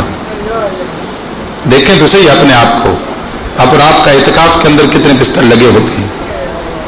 میں اپنے معتکفین کو نہیں کہتا یہ تو بہت اچھے ہیں، یہ تو بہت اچھے ہیں، ماشاءاللہ اچھے عبادت گزار ہیں، یہ رات کو بھی سوتے ہیں، آج رات نہیں کل رات سوئیں گے، پھر صبح کی نماز کے بعد اشراق پڑھ کے پھر بھی سوئیں گے، پھر اس کے بعد ظہر کے بعد بھی سوئیں گے، پھر بھی عبادت اعتکاف میں ہے نا سب اعتکاف۔ اور کھانے اتنے آتے ہیں کہ آج ہمارے حاجی صاحب کہہ رہے تھے کہ اتنے کھانے آتے ہیں لگتا ہے 6 مہینے تک پورا رمضان ہو، کھانے اتنے آتے ہیں، پتہ ہے لوگ کس طریقے سے لاتے ہیں، ہمارے پاس آتے ہیں کھانے اتنے، اور جب اتنے کھانے آئیں گے تو پھر سوئیں گے، پھر یہی ہوگا، پھر سوئیں گے۔ تو ان کو مسئلہ یہ بتا، آپ سو یا کچھ بھی کرو آپ تو عبادت ہے، لہذا یہ تو وہ زمرہ ہے، وہ گروہ ہے جو عبادت گزار ہے، اور باہر والے پتہ نہیں کیا کرتے ہوں گے۔ تو یہ تو ہم عبادت رمضان شریف میں کرتے ہیں۔ حضور اکرم صلی اللہ علیہ وسلم کا بستر، تاریخ میں دیکھو بستر حضور اکرم صلی اللہ علیہ وسلم کا لپیٹ لیا، رمضان شروع ہوا بستر لپیٹ لیا۔ حضرت عائشہ صدیقہ رضی اللہ تعالیٰ فرماتی ہیں حضور کمر اپنی باندھ لیتے تھے۔ کمر کس وقت باندھی جاتی ہے پتہ ہے آپ کو؟ آپ کو پتہ نہیں ہے، دیہاتی لوگوں سے پوچھے۔ کمر اس وقت باندھی جاتی ہے تاکہ میری کمر ٹیڑھی نہ ہو جائے، اور ٹیڑھی ہونے کا کس وقت اندیشہ ہوتا ہے؟ جب انسان زیادہ دیر تک کھڑا رہے نا تو کھڑے کھڑے تھک جاؤں گا، کمر ٹیڑھی ہو جائے گی، کمر کو 1-2 بل دے دیتا ہوں اور مختلف سے، تاکہ کمر سیدھی رہے۔ اس کا مطلب یہ ہوا کہ ہمارے نبی سوتے نہیں تھے، ساری رات عبادت میں کھڑے رہتے تھے، ساری رات عبادت میں کھڑے رہتے تھے۔ چاند نظر آنے تک اعتکاف ہے تو یہی ہے آپ صلی اللہ علیہ وسلم کا، روزے ہیں تو یہی ہے، ساری کیفیت یہی ہے۔ کیوں؟ آپ کو حضرت عائشہ عرض کرتی ہیں یا رسول اللہ کچھ تو آرام فرما دیا کریں، حتیٰ کہ قرآن کہتا ہے اے محبوب صلی اللہ علیہ وسلم آپ تھوڑا تو آرام فرما لیا کریں، یا ایھا المزمل قم اللیل، اس کے اندر تھوڑا تو آرام فرما لیا کریں۔ صحابہ نے عرض کی یا رسول اللہ علیہ وسلم، حضرت عائشہ عرض کرتی ہیں یا رسول اللہ علیہ وسلم آپ سوتے کیوں نہیں ہیں؟ آپ کے پاؤں پہ ورم آ جاتے ہیں، اور آپ کے رب نے آپ سے یہ کہا ہے کہ آپ کا کوئی گناہ نہیں ہے، آپ کا گناہ نہیں ہے۔ آپ کو رب نے یہ بات بھی کہی، آپ باتیں سنیے گا، آپ کے رب نے آپ کو یہ کہا ہے کہ آپ کا گناہ نہیں ہے، آپ کے رب نے آپ کو یہ کہا کہ آخرت میں آپ کا حساب نہیں ہے، آپ کے رب نے آپ کو یہ کہا ہے کہ دل پر اگر کسی بات کا آپ پر بوجھ بھی ہے تو وہ بھی ہم نے معاف کیا ہے۔ رب کریم نے جب یہ کہا ہے، اور دوسرا رب کریم نے آپ کو یہ کہا ہے کہ آپ رات کو تھوڑا جاگا کریں، کچھ آرام کر لیا کریں، اس کے باوجود یا رسول اللہ آپ آرام کیوں نہیں کرتے؟ یہ حضرت عائشہ نے کہا تھا، گھر کی بیوی نے کہا تھا، گھر کی بیوی کو اچھی طرح پتا ہوتا ہے۔ حضور اکرم صلی اللہ علیہ وسلم فرمایا عائشہ یہ ساری باتیں تو ہیں، کبھی شکر کی وجہ سے نہیں سوتا کہ اللہ جب اتنی رحمتیں کرتا ہے تو رحمت کا تو شکر بھی ادا کرنا پڑتا ہے، کوئی اگر احسان کرے تو شکر ادا کرنا ہوتا ہے کہ نہیں؟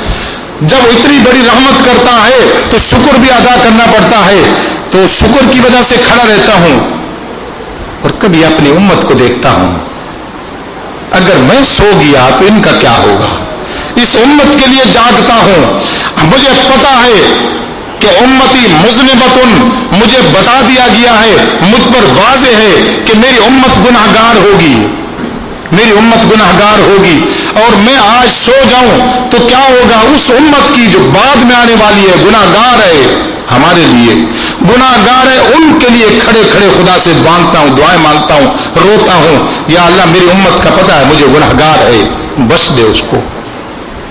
بتائیے ہمارے نبی نے کتنی محنتیں کی ہیں، میں اپنی امت کی وجہ سے سو نہیں سکتا، مجھے اپنی امت کے گناہ یاد آتے ہیں۔ حضور اکرم صلی اللہ علیہ وسلم آپ کو حضور اتنے یاد نہیں آتے، آپ غلط کہتے ہیں میں عاشق ہوں، مجھے محبت رسول ہے، غلط ہے، غلط ہے، بالکل غلط ہے، آپ کو نہیں پتا۔ آپ کہتے ہیں حضور اکرم صلی اللہ علیہ وسلم سے آپ کو محبت ہے، ہونا چاہیے دعویٰ کی کوشش بھی کرتے رہنے چاہیے، لیکن ہے کچھ نہیں۔ ہمارے نبی کو ہم سے محبت تھی، ہمیں نہیں ہے محبت، ہمارے نبی کو ہم سے محبت تھی۔ حضرت صدیق اکبر رضی اللہ تعالی عنہ فرماتے ہیں، حضرت سیدنا صدیق اکبر رضی اللہ خلیفہ وقت تھے، خلیفہ وقت تھے، بادشاہ وقت جس کو کہہ دیں۔ حضرت سیدنا صدیق اکبر رضی اللہ تعالی عنہ کے سامنے کھانا لایا گیا، جیسے آپ نے کھانا کو دیکھا اچھا کھانا تھا، حضرت صدیق اکبر روئے. صحابہ کہتے ہیں ہم جتنے لوگ بیٹھے تھے نا، صدیق اکبر کا جب بے اختیار رونا دیکھا نا تو ہم زار و کتار روئے. اتنا روئے کہ ہم نے دیکھا کہ صدیق اکبر تو اب رونے سے بس نہیں کریں گے. تو تھوڑی دیر کے بعد صدیق اکبر کو ہم نے کہا آپ کیوں روتے ہیں؟ صدیق اکبر فرماتے ہیں حضور اکرم صلی اللہ علیہ وسلم تشریف فرما تھے. حضور اکرم صلی اللہ علیہ وسلم تشریف فرما تھے اور میں موجود تھا. حضور اکرم صلی اللہ علیہ وسلم کے سامنے یہی کھانا لایا گیا اسی طرح. تو آپ کو عرض کی گئی یا رسول اللہ صلی اللہ علیہ وسلم آپ یہ کھانا کھائے. تو کھانے کا جیسے ذکر ہوا حضور روئے. حضور روئے تو میں بھی رویا اور حضور کافی دیر تک روتے رہے. میں نے عرض کی یا رسول اللہ صلی اللہ علیہ وسلم آپ کیوں اتنا روتے ہیں؟ آپ نے فرمایا صدیق میری بعد میں آنے والی امت گناہگار ہے، میں کیوں نہ روؤں؟ میری بعد میں آنے والی امت گناہگار ہے، میں کیسے یہ نعمتیں کھاؤں؟ میں کیسے اپنے آپ کو آسانی میں رکھوں؟ اس لیے نبی ہم سے محبت کرتا ہے.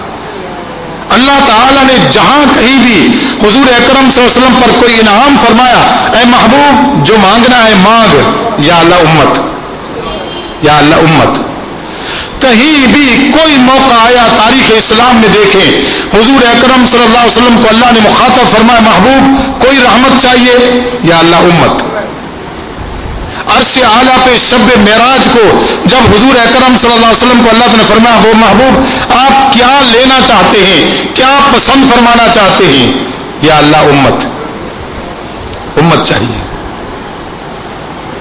آپ بتائیں آپ زیادہ محبت کرتے ہیں ہمارے نبی، ہمارے نبی حضور اکرم صلی اللہ علیہ وسلم نے ایک بڑے عجیب رنگ میں دکھ اور خوشی کے ملے ہوئے لہجے میں ارشاد فرمایا. آپ نے فرمایا اے صحابہ تمہیں یہ بات بتاؤں، اللہ کی ویسے تو بڑی رحمتیں ہیں لیکن ایک بات سنو، اللہ نے ہر نبی کو ایک دعا دی ہے. اللہ نے ہر نبی کو ایک دعا دی ہے اور کہا کہ اے نبی تیرے پاس ایک دعا کی ایسی اتھارٹی ہم دیتے ہیں جو بولو وہ ہو جائے گا، جو بولو وہ ہو جائے گا. ویسے تو نبی کی ہر دعا قبول ہوتی ہے لیکن خصوصیت کے ساتھ اللہ فرماتا ہے اس دعا کے اندر کسی قسم کا کوئی استثناء نہیں ہوگا. ہر دعا کے اندر استثناء ہوتا ہے. میں نے کئی دفعہ سمجھایا اللہ ہر دعا کو قبول کرتا ہے لیکن قبول کرنے کے انداز مختلف ہوتے ہیں. تو یہ مانگتا ہے تو یہ نہیں دیتے، یہ دے دیتے ہیں. تو یہ مانگتا ہے ابھی نہیں دیتے، بعد میں دے دیں گے. مختلف طریقے ہوتے ہیں لیکن ایک دعا اللہ نے ہر نبی کو ایسی دی ہے نبی تو زبان کھولے گا ہم پوری کر دیں گے. اللہ نے فرمایا ہر نبی کے پاس ایک دعا کا اختیار آیا اور حضور اکرم صلی اللہ علیہ وسلم نے فرمایا ہر نبی نے اس دنیا کے اندر اپنی دعا مانگی ہے. ہر نبی نے جو اللہ نے خصوصی تحفہ دیا نا، اور تحفہ ایسا کہ یا اللہ جس کو چیلنج نہیں ہو سکتا. آپ نہیں سمجھے، ابھی اس دعا کی حیثیت نہیں سمجھے. یہ دعا ایسے کہ جس کو چیلنج نہیں ہو سکتا، رب کریم کی طرف سے کچھ اس کے آگے اور نہیں کہا جا سکتا. رب کریم نے رحمت سے اپنے اوپر واجب کر دیا نبی جو کہو گے وہ ہوگا، جو بولو گے وہ ہوگا. یہ ہر نبی کو ملا. ایک باقی کیا ہوتا تھا، نبی دعا مانگتے تھے اللہ فرماتا تھا اے محبوب صلی اللہ علیہ وسلم یہ ٹھیک نہیں، یوں کر لیں. آپ یہ مانگتے ہیں تو یہ ہم ان کو ابھی نہیں دیتے، یہ دیتے ہیں. یہ ہوتا رہتا تھا، یہ ہوتا رہتا تھا. لیکن ایک دعا کی اتھارٹی ایسی ہے کہ اللہ فرماتا ہم کچھ نہیں بولیں گے، جو کہو گے کر دیں گے. حضور اکرم صلی اللہ علیہ وسلم جب یہ بیان فرمایا تو پھر آپ فرمایا کہ ہر نبی نے اس دنیا کے اندر دعا مانگی ہے. پھر آپ خاموش ہو گئے. صحابہ کرام نے عرض کیا یا رسول اللہ اور آپ کی دعا. اب دیکھیے کہ آپ کے نبی کو آپ سے کتنی محبت ہے. آپ کی دعا آپ فرماتے میں نے سنبھال کے رکھی ہوئی ہے، میں نے سنبھال کے رکھی ہوئی ہے، میں نے نہیں مانگی. تو یا رسول اللہ علیہ وسلم آپ کیا دعا مانگیں گے؟ فرمایا اس دنیا میں نہیں مانگوں گا، اس دنیا میں نہیں مانگوں گا، اس دنیا میں نہیں مانگوں گا. آپ یہ دیکھیں کہ آپ کی محبت کچھ بھی نہیں. چاہے جان بھی قربان کر دیں، آپ کی محبت کچھ نہیں. آپ تو نبی کے صدقے مال نہیں قربان کر سکتے، اپنی جان قربان نہیں کر سکتے، اپنی نیند کی قربانی نہیں دے سکتے، اپنی کسی عادت کی قربانی نہیں دے سکتے، اپنی کسی عادت کو چھوڑ نہیں سکتے. نبی کی وجہ سے کوئی ایک چھوٹے سے چھوٹا کام کرنے کے لیے تیار نہیں. رسول پہ میری جان قربان ہے، جھوٹ بولتے ہیں، نعرے لگاتے ہیں نبی پہ میری جان قربان ہے. نبی پہ جان بعد میں قربان کریں، پہلے عادتیں قربان کریں. جو گندے کرتوت جتنے ہیں، جتنی گندی عادتیں ہیں، خدا نے جتنی جہنم اس دنیا کے اندر بھیجی ہے وہ ساری آپ نے سینے سے لگائی ہوئی ہے. نبی کہتا ہے اس کو جدا کرو، جھوٹ کی عادت کو اپنے سے الگ کرو، غیبت کی عادت اپنے سے الگ کرو، وعدہ خلافی کی عادت اپنے سے الگ کرو، دوسروں کا مال کھانا اپنے سے الگ کرو، دوسروں کو تکلیف دینا اپنے آپ سے الگ کرو. یہ ساری چیزیں چھوڑ دو. کوئی دیتا ہے رسول کے لیے قربانی؟ اپنے آپ سے پوچھ لے، دوسرے سے نہیں پوچھے. کوئی ایک جھوٹ چھوڑنے کی قربانی دیتا ہے؟ یا رسول اللہ علیہ وسلم میں آپ کی خاطر یہ قربانی دیتا ہوں کہ آپ کی خاطر آج سے جھوٹ نہیں بولوں گا، آپ کی خاطر غیبت نہیں کروں گا، آپ کی خاطر کسی کا دل نہیں دکھاؤں گا، آپ کی خاطر کسی کا مال نہیں کھاؤں گا. کوئی کرتا ہے؟ نہیں کرتا. انشاءاللہ کہہ دیتے ہیں سب ٹھیک ہے جی، کوشش کریں گے، کوشش کریں گے. حضور اکرم صلی اللہ علیہ وسلم فرماتے ہم بھی کوشش کریں گے تم جہنم میں جاؤ. ہمارے نبی نے ایسا نہیں فرمایا، ہمارے نبی نے ایسا نہیں فرمایا. اللہ کے رسول کو محبت ہے، ہمارے نبی کو ہم سے محبت ہے، ہمیں نہیں. ہم نے محبت سیکھی ہی نہیں، ہم نے محبت سیکھی نہیں. ایک عورت کی اگر محبت ہے تو اس کے لیے بڑی قربانی دے دیتے ہیں. ایک کسی انسان سے محبت ہے تو اس کے لیے قربانی دے دیتے ہیں. اگر دنیا کے کسی منصب سے اگر محبت ہے اس کے لیے والدین کو قربان کر دیتے ہیں، بڑی بڑی قربانیاں دے دیتے ہیں. نبی کے لیے نہیں دیتے. ایک عورت سے محبت ہوگی تو والدین کو نظر انداز کر دیتے ہیں. والدین چیختے رہیں، چلاتے رہیں یہاں شادی مت کرو، نہیں مجھے تو یہاں کرنا ہے، اسی طرح کرنا ہے. والدین کچھ بھی کہتے رہے، نہیں ہم نے اپنی مرضی کی کرنی ہے. محبت وہ ہوتی ہے جو قربانی دی جائے. دنیا سے ہم محبت کرتے ہیں، رسول سے محبت نہیں کرتے. اللہ حضور صلی اللہ علیہ وسلم کے صحابہ جیسی ہمیں محبت عطا فرمائے، حضور کے صحابہ جیسی محبت عطا فرمائے جیسے صحابہ کرام حضور اکرم صلی اللہ علیہ وسلم سے محبت کرتے تھے. صحابہ کی کیفیت کیا؟ حضور اکرم صلی اللہ علیہ وسلم نے بولا وہ ہو گیا. ایک دن حضرت صدیق عمر فاروق آئے، مشہور حدیث، حضرت عمر فاروق رضی اللہ تعالی عنہ آئے. حضور اکرم صلی اللہ علیہ وسلم اچانک پوچھ لیا، جو گویا کہ جیسے آپ سے پوچھا جائے. آپ نے فرمایا اے عمر فاروق تو مجھ سے کتنی محبت کرتا ہے؟ عجیب سا سوال تھا نا. تو مجھ سے کتنی محبت کرتا ہے؟ یا رسول اللہ علیہ وسلم ساری دنیا سے زیادہ محبت کرتا ہوں. فرمایا ٹھیک ہے، اچھا یہ بتا تو اپنے مال و دولت سے زیادہ محبت کرتا ہے یہ مجھ سے؟ عرض کیا رسول اللہ آپ سے زیادہ، آپ سے زیادہ کرتا ہوں، مال و دولت سے نہیں کرتا. آپ نے فرمایا اچھا تو یہ بتا، گویا کہ آپ سے سوال کیے جا رہے ہیں، حدیث کو اپنے اوپر فٹ کیا کریں، کہانی اور قصہ مت سمجھا کریں. حضرت عمر فاروق رضی اللہ عنہ حضور اکرم فرماتے ہیں تو یہ بتا اپنی اولاد سے زیادہ محبت کرتا ہے یہ مجھ سے؟ حضرت عمر فاروق فرمایا یا رسول اللہ اولاد سے اتنی محبت نہیں کرتا جتنے آپ سے کرتا ہوں. لیکن وہ صحابہ تھے سچے، جھوٹ نہیں بولتے تھے. حضرت عمر فاروق کے ذہن میں نہیں تھا کہ حضور کیا پوچھیں گے. اچانک حضور اکرم صلی اللہ علیہ وسلم فرمایا عمر یہ بتا تو اپنی جان سے زیادہ محبت کرتا ہے یہ مجھ سے؟ عرض کیا رسول اللہ اپنی جان سے زیادہ کرتا ہوں، اپنی جان سے زیادہ محبت کرتا ہوں، آپ سے بعد میں کرتا ہوں. سب جو ذہن میں تھا. فرمایا نہیں عمر تیرا ایمان نہیں ہوگا، تیرا ایمان اس وقت ہوگا جب اپنی جان سے بھی مجھ سے زیادہ محبت کرے گا. حضور نے فرمایا، حضرت عمر فاروق فرماتے اللہ کی قسم آپ کے ایک فرمان کے بعد میں اپنی جان سے بھی آپ سے زیادہ محبت کرتا ہوں. ایک سیکنڈ نہیں لگایا، حضور نے جو فرمایا اس کے بعد فوراً چینجنگ، فوراً تبدیلی. آپ نے فرما دیا یا رسول اللہ بس ایسا ہی ہے، اب عمر کی جان کچھ بھی نہیں ہے، عمر کی جان سے بھی آپ زیادہ محبوب ہیں. یہ ہوتا صحابہ کا طریقہ، جیسا حضور نے فرمایا ویسا کر دیا. اس کا نام محبت ہوتا ہے، اس کا نام محبت ہوتا ہے. قربانی دینا، ہم دنیا کی محبتوں کے لیے قربانیاں دیتے ہیں، حضور اکرم صلی اللہ علیہ وسلم کی محبت کے لیے قربانیاں نہیں دیتے. ہم ایک جملہ بولوں تو لوگوں کو دشوار گزرتا ہے. یہ جتنے مرنا چرنا، جتنا لڑائی سودا ہوتا ہے، سب تنظیمی مفادات ہوتے ہیں، سب ایک دوسرے کے آپس میں جنگ. کوئی رسول اللہ کے لیے نہیں مرتا. وہی رسول اللہ کے لیے جو مرا ہے اس سے پوچھو اس نے اپنی کتنی گندی عادتیں چھوڑی تھی. دنیا کے اندر سب کو ہم نے دین بنا لیا ہے، اکٹھا کر لیا ہے. اپنی تنظیم کی مفاد پرستی اور جانیں دی جا رہی ہیں، ایک دوسرے کو مارتے اور مر جاتے ہیں. ہم نے اس نے یہ تو فلاں شہید ہے، اس نے رسول اللہ کے لیے اپنی جان دے دی ہے. اس نے رسول اللہ کے لیے جان دی ہے تو اس دنیا میں رہتے ہوئے اس کے عمل دیکھو، عمل کی قربانی دی تھی. اس نے اپنے اعمال کے اندر حضور اکرم صلی اللہ علیہ وسلم کے لیے قربانی دی تھی. حضور اکرم صلی اللہ علیہ وسلم کے لیے اعمال برے چھوڑے تھے. جھوٹ وہ بولتا تھا، مال حرام وہ کھاتا تھا، مال وہ بٹورتا تھا، سب کچھ عیش و عشرت وہ کرتا تھا. حقیقت پسند کریں، نعروں میں نہیں جائیں. یہ دیکھیں کہ حقیقت بھی اندر ہے کہ نہیں. اس لیے حضور اکرم صلی اللہ علیہ وسلم کو زیادہ محبت تھی.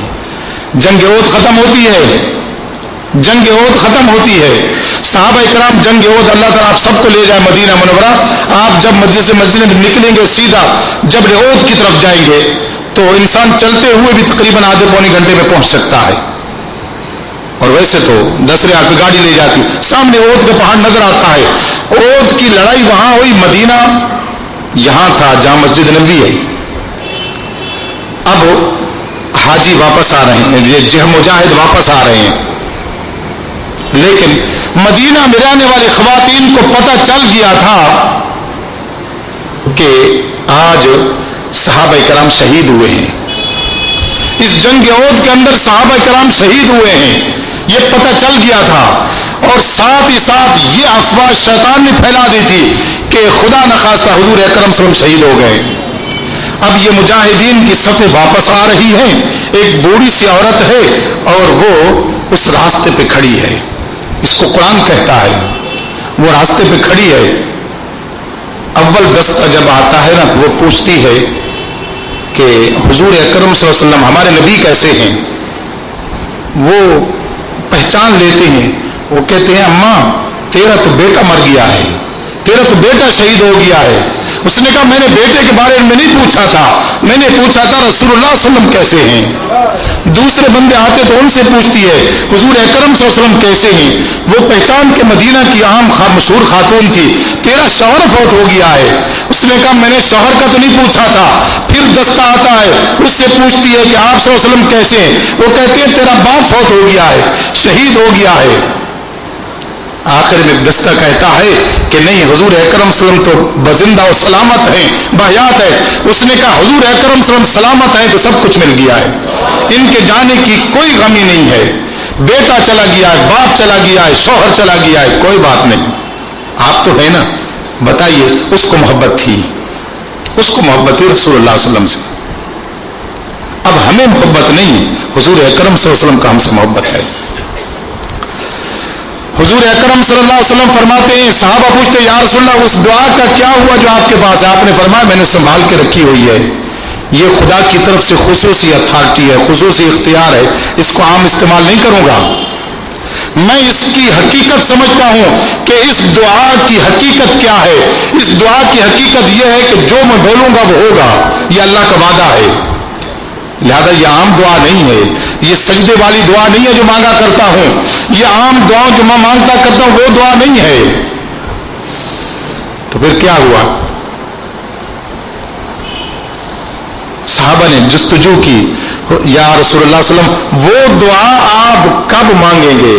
حضور اکرم صلی اللہ علیہ وسلم نے فرمایا جب میں میدان قیامت میں موجود ہوں گا اور اس وقت میری گناہگار امت آئے گی اور پھنسی ہوئی ہوگی، اس وقت خدا سے کہوں گا یا اللہ تو نے ہر نبی کو دعا دی تھی، مجھے بھی دعا دی تھی، دنیا میں نہیں مانگی تھی، اب تجھ سے مانگتا ہوں یا اللہ میری امت کی مغفرت فرما دے.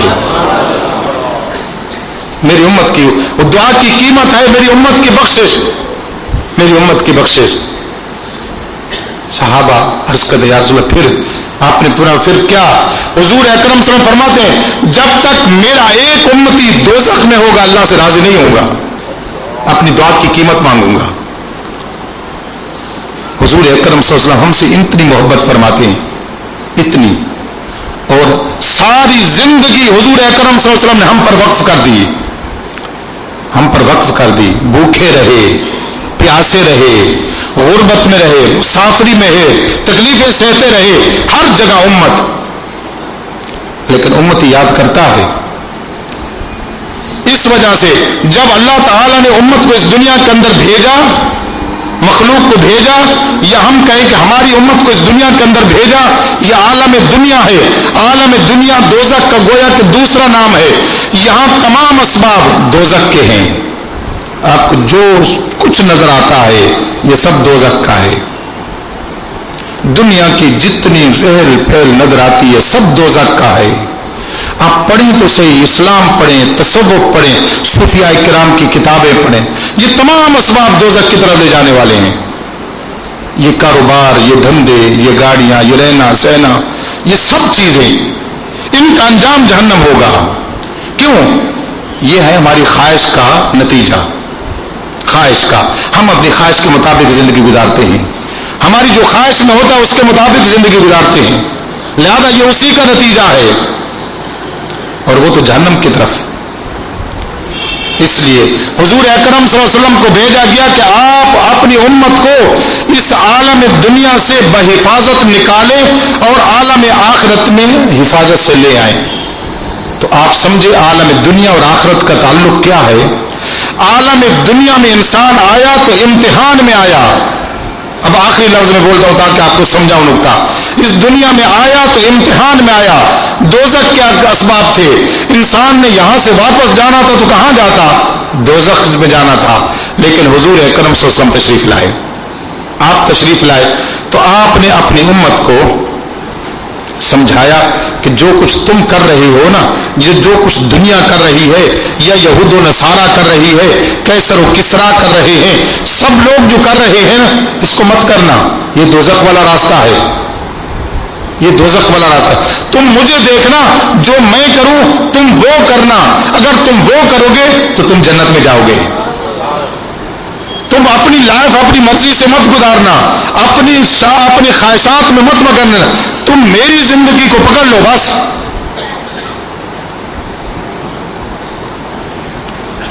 میرے ساتھ بھی کئی دفعہ ہوا اور وہ سے ہوتا ہے، دیہات میں کبھی آپ جائیں نا تو وہاں چلتے چلتے اچانک پانی آ جاتا ہے۔ اب جب پانی آ جاتا ہے نا تو اب انسان وہاں سے گزرنا ہوتا ہے، وہاں پل بھی نہیں ہوتی، کشتی بھی نہیں ہوتی، چھوٹے چھوٹے پانی بھی ہوتے، کہیں بڑا کہیں زیادہ۔ اتنے میں ایک بندہ وہاں بیٹھا ہوتا ہے جس کو ملاح بولتے ہیں، ایک بندہ وہاں بیٹھا ہوتا ہے، وہ مسافروں سے پوچھتا ہے کیا ہے؟ انہوں نے کہا جی ہم نے پار جانا ہے تو جاؤ۔ وہ کہتے ہیں ہمیں پتہ نہیں پانی کہاں سے گہرا ہے کہاں سے چھوٹا ہے، گہرے میں جائیں گے تو ڈوب جائیں گے۔ اس نے کہا کوئی بات نہیں، مجھے پانی کی پہچان ہے، میں پانی کا رنگ دیکھتا ہوں، حقیقت یہ ہوتی ہے، دیہاتی لوگوں سے آپ پوچھو، پانی کا رنگ دیکھتا ہوں، پتہ چل جاتا ہے یہاں گہرا ہے یہاں گہرا ہے، پانی کی پوری شناخت مجھے ہے۔ تو پھر اس نے کہا میں آگے چلتا ہوں، تم میرے پیچھے پیچھے آنا، تم میرے پیچھے پیچھے آنا، بس میرا راستہ نہیں چھوڑنا، جیسے ٹیڑھا میڑا میں ہوتا رہوں اسی طرح ہوتے رہنا، وہ میں خود گزرا ہوں اسی طرح، وہ گزر گزر کے آخر پار لگا دیتا ہے۔ نہیں سمجھ آئی؟ ہمارے نبی صلی اللہ علیہ وسلم فرماتے ہیں تم دنیا میں آئے ہو بھولے ہو، تمہیں کچھ سمجھ نہیں ہے کون سی چیز تمہیں ڈوبے گی اور کون سی چیز تمہیں نجات دے گی۔ تم مجھے دیکھ لو، میرے ساتھ رہنا، میرے ادھر ادھر مت رہنا، اور اپنی زندگی کا تمام لمحہ میرے سے وابستہ رکھنا، میں تمہیں لے جاؤں گا، میں تمہیں لے جاؤں گا۔ نبی اس لیے آیا ہے، عالم دنیا اللہ نے اس لیے بنایا تاکہ یہاں امتحان ہو، نبی اس لیے بھیجا کہ اس امتحان سے پار کس کے لے جائے۔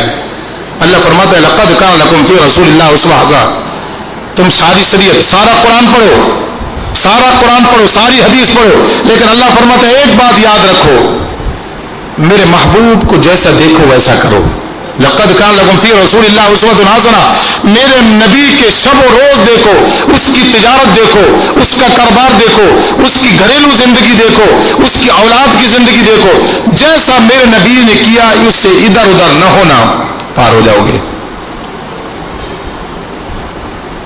اور پھر امت کی نجات کا ایک ہی راستہ، پھر حضور اکرم صلی اللہ علیہ وسلم نے اس دنیا سے ظاہری طور پر چلا جانا تھا نا،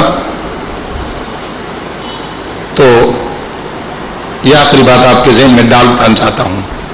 پہلے نبی ایک جاتا تھا، اس کے بعد دوسرا نبی۔ بنی اسرائیل کے اندر ہزاروں نبی تھے، ایک ایک وقت کے اندر ہزار، ایک نبی جا رہا ہے دوسرا آ رہا ہے، ایک نبی جا رہا ہے دوسرا، تاکہ ایک نبی کی تعلیم ختم ہو جائے تو دوسرا نبی۔ لیکن لا نبی بعدی انا خاتم النبیین، ہمارے نبی خاتم النبیین ہے، ہمارے نبی خاتم النبیین ہے، یہ ہمارا عقیدہ ہے، ہمارا ایمان ہے۔ یہ نہیں ہوگا تو ایمان نہیں ہوگا۔ ہمارے نبی خاتم النبیین، ما کان محمد ابا احد من رجالکم ولکن رسول اللہ ولکن رسول خاتم النبیین، یہ اللہ کے رسول ہیں اور خاتم النبیین ہیں۔ جب حضور اکرم صلی اللہ علیہ وسلم نے اس دنیا میں ہمیشہ رہنا تھا؟ نہیں، پہلے نبیوں سے بھی کم، حضور کی عمر تو اس دنیا کی 63 سال ٹوٹل۔ تو پھر بعد والی امت کا کیا بنے گا؟ یا اللہ تو نے مجھے قیامت تک کے لیے نبی بنایا ہے اور قیامت تک کے لیے مجھے امت کو بنانا ہے، بچانا ہے، لیکن میری عمر تو 63 سال ہے۔ اے محبوب صلی اللہ علیہ وسلم، پہلے ہر نبی کے بعد ہم نبی دیتے تھے، پہلے ہر نبی کے بعد ہم نبی دیتے تھے، اب آپ کے بعد نبی نہیں دیں گے، لیکن جو آپ کی امت ہوگی ان میں سے آپ کچھ علماء پیدا کرنا، اور آپ کی امت کے عالم کا وہی رتبہ ہوگا جو پہلے نبی کے بنی اسرائیل کا رتبہ ہوگا۔ جو پہلے انبیاء کام کرتے تھے، آپ کی امت کے خلفاء اور علماء وہی کام کریں گے۔ آپ اپنی امت میں علماء کو پیدا کریں، اور یہ علماء دوسرے علماء کو پیدا کریں، وہ دوسرے علماء دوسرے علماء کو پیدا کریں، قیامت تک یہ سلسلہ چلتا رہے اور آپ کی تعلیمات جاتی رہے۔ علماء امتی کا انبیاء بنی اسرائیل، یہ حضور اکرم صلی اللہ علیہ وسلم فرمایا، میری امت کے علماء ایسے ہیں جیسے بنی اسرائیل کے نبی تھے، یعنی ان کی جیسے ذمہ داریاں تھیں، میری امت کے علماء کی بھی وہی ذمہ داریاں۔ یہ نہیں کہ اس امت کے علماء نبی بن گئے، ایسا نہیں، جو ان نبیوں کی ذمہ داری تھی ان کی ذمہ داری بھی وہی ہوں گی۔ اس کا مطلب کیا ہوا؟ یہ ہوا کہ حضور اکرم صلی اللہ علیہ وسلم فرماتے میری امت کے علماء پر واجب ہے کہ جو کام میں نے کیا وہ وہی کریں۔ سب سے بڑا بگاڑ یہ پیدا ہوا کہ علماء نے یہ کام چھوڑ دیا، سمجھانے والا کوئی نہیں، بتانے والا کوئی نہیں، سچی بات کہنے والا کوئی نہیں، یہ ناراض ہو جائے گا، یہ ناراض ہو جائے گا، یہ ناراض، اس سے میں تنخواہ لیتا ہوں یہ ناراض ہو جائے گا، اس کے ساتھ یہ تعلق ہے یہ ناراض ہو جائے گا، اس کو یہ فتویٰ چاہیے اس کی مرضی کے مطابق دے دوں۔ انا للہ و انا الیہ راجعون۔ عالم وہ ہوتا ہے جو صرف اللہ اور اس کے رسول کو دیکھتا ہے، اس کے علاوہ کوئی بھی نہیں۔ جو اللہ اور اس کے رسول کا پیغام ہے، ختم، بھوکا مروں کچھ بھی ہو، جو اللہ اور رسول کا پیغام ہوگا وہ سناؤں گا، یہ سنانا، یہ عالم ہوتا ہے۔ کیونکہ اس کے پاس حضور اکرم صلی اللہ علیہ وسلم کی امانت آئی ہوتی ہے، اس نے حق بتانا ہوتا ہے، سچ بتانا ہوتا ہے، حضور کی سیرت بتانی ہوتی ہے۔ یہ تو عالم کا فرض ہے کہ کچھ بھی ہو جائے یہاں لچک نہیں ہونی چاہیے، جان کا خوف ہو اس جگہ بیٹھ کر لچک نہیں ہونی چاہیے، کوئی خاطر میں نہیں ہونا چاہیے، کوئی نواب ہو، بادشاہ ہو، وزیر اعظم ہو، کچھ بھی ہو، منبر سے اتریں گے پکڑ لیں گے کوئی بات نہیں، یہاں بیٹھے ہیں تو حضور کے وارث ہیں، حضور کی وراثت کی ذمہ داری ہے، جو بات ذہن میں صحیح سمجھ آئی ہے وہی بتانی ہے، پتہ ہے نیچے اتریں گے تو گرے باندھ سے پکڑ لیں گے، پکڑتے رہیں، یہ تو اس کی ذمہ داری ہے۔ اور اس کی ذمہ داری کیا ہے؟ اس کی ذمہ داری یہ ہے کہ یہ اس سے وابستہ رہیں، اس منبر سے وابستہ رہیں، اس محراب سے وابستہ رہیں، اپنے آپ کو آزاد نہ چھوڑ دیں، صرف رمضان شریف کے آخری سحریوں میں نہ آئیں، اس اوقات کے اندر نہ آئیں، یہ تو اللہ سال کے بعد لاتا ہے۔ اللہ کے رسول کے امتی علماء کائنات کے اندر بھرے ہوئے ہیں، شہروں کے اندر بھرے ہوئے ہیں، لہذا اس پبلک پر یہ فرض بنتا ہے جہاں کہیں بھی ان کو ایسا عالم نظر آتا ہے اپنے علاقہ میں اس سے وابستہ ہو جائے، اس کے درس سنا کریں، اس کا واعظ سنا کریں اور اس کی ہدایات، لیکن یہ ڈھونڈنے پڑیں گے، یہ نہیں کہ جی ہمارے پاس تو ٹائم نہیں ہے، ہم تو وقت نہیں دے سکتے، ہم تو رمضان شریف میں صرف آخری سحری میں آئیں گے، وہاں بیٹھیں گے، بات سنیں گے. نہیں، یاد رکھیں یہ ایک آخری اس دنیا عالم کے اعتبار سے یہی پیغام ہے. جب تک ان علماء سے وابستہ نہیں رہیں گے ڈاکو آپ کو لے جائیں گے. ڈاکو بہت ہیں آپ کے دین کے لوٹنے والے، ایمان کو لوٹنے والے، دوزخ میں پہنچانے والے، آپ کا برین واش کرنے والے بہت لوگ ہیں. آپ وہ کریں جو اللہ کے رسول نے کیا ہے. یہ پیغام ہوتا ہے. تو یہ عالم دنیا دوزخ کا ایک ذریعہ، اللہ کا نبی آیا بچانے کے لیے. اللہ کے نبی کے راستے پر چلیں، اللہ کے نبی کا جو راستہ بتائے اس پر چلیں، تب وہ ہماری نجات ہوگی. حضور اکرم صلی اللہ علیہ وسلم نے اسی کے لیے اتنی محنتیں کی، مشقتیں کی، تکلیفیں برداشت کی، لیکن کبھی زبان سے کڑوا لفظ نہیں نکلا. ہمارے نبی کی زبان سے کبھی بھی کڑوا لفظ نہیں نکلا. کبھی ساری اس دنیا کی سیرت کے اندر 63 سال کے اندر کوئی ثابت نہیں کر سکتا کہ ہمارے نبی کی زبان پر دشمن کے لیے بھی کوئی کڑوا لفظ گزرا ہو. نہیں. طائف کے مقام پہ کھڑے ہیں، مکہ کے سردار وہاں موجود ہیں. میرا دادا فوت ہو گیا، میری خدیجہ فوت ہو گئی، میرا چچا ابو طالب فوت ہو گیا ہے. اے مکہ کے سرداروں، اس دنیا کے اندر جتنے سہارے تھے میرے ختم ہو چکے ہیں، تم مکہ کے سردار ہو، میں تمہارے پاس. حضور اکرم سن 10 ہجری کو گئے تھے طائف والوں کے پاس. کیا امید لے کر؟ یہ امید لے کر میری غمگسار بیوی چلی گئی ہے جو میری ہمت بتاتی تھی، میرا دادا چلا گیا ہے، میرا چچا چلا گیا جو ہر وقت میرے ساتھ تھا، میرے ساتھ کوئی بھی نہیں رہا. تم مکہ کے سردار ہو، میں بڑی امید لے کر آیا ہوں، اور تم آؤ مکہ والوں کو سمجھاؤ، مجھے تکلیفیں نہ دو، میرے پیغام کو سنیں. حضور بڑی امید لے کر تک پہنچے. سمجھتے ہیں؟ بڑی امید لے کر. انہوں نے کیا کیا؟ مکہ کے سردار جو طائف میں رہتے تھے انہوں حضور اکرم صلی اللہ علیہ وسلم کو مسترد کر دیا اور بچوں کو پیچھے لگا دیا کہ کہو یہ تو خدا نخواستہ مجنون اور پاگل ہے. ان کو پیچھے لگا دیا. حضور اکرم صلی اللہ علیہ وسلم آگے ان کے بچے پیچھے وہ پتھر مارتے ہیں. حضور کو اتنے پتھر لگے کہ آپ لہولہان ہو گئے. آپ کا جو جوتا مبارک، نالین مبارک تھا، وہ آپ کے خون سے بھر گیا. آخر نڈھال ہو کر ایک انگور کی بیل کے سائے میں آپ بیٹھ گئے. اب اس وقت حضور پر کیا گزری ہوگی؟ میں تو ان کے پاس سہارا لینے آیا تھا، میری خدیجہ چلی گئی، میرے چچا چلے گئے، دادا چلے گئے، کوئی نہیں. میں تو ان سے امید لے کر آیا تھا، انہوں نے میرے ساتھ یہ حشر کیا.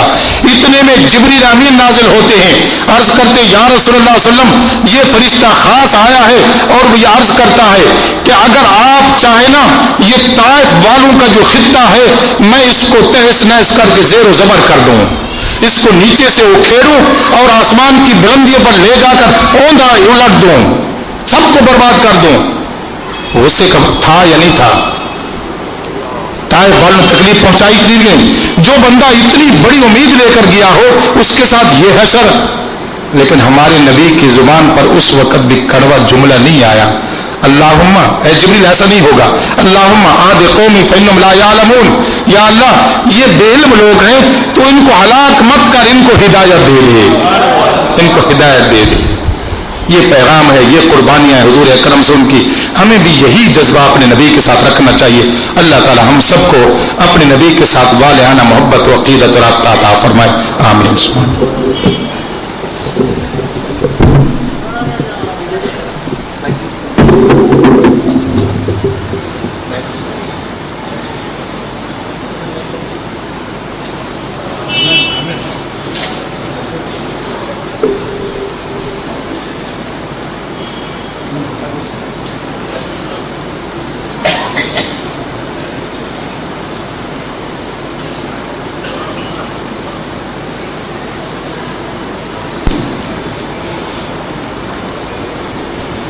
أعوذ بالله من الشيطان الرجيم. بسم الله الرحمن الرحيم.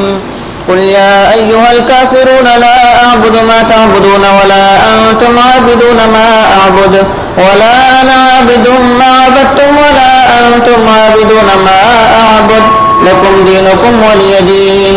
بسم الله الرحمن الرحيم.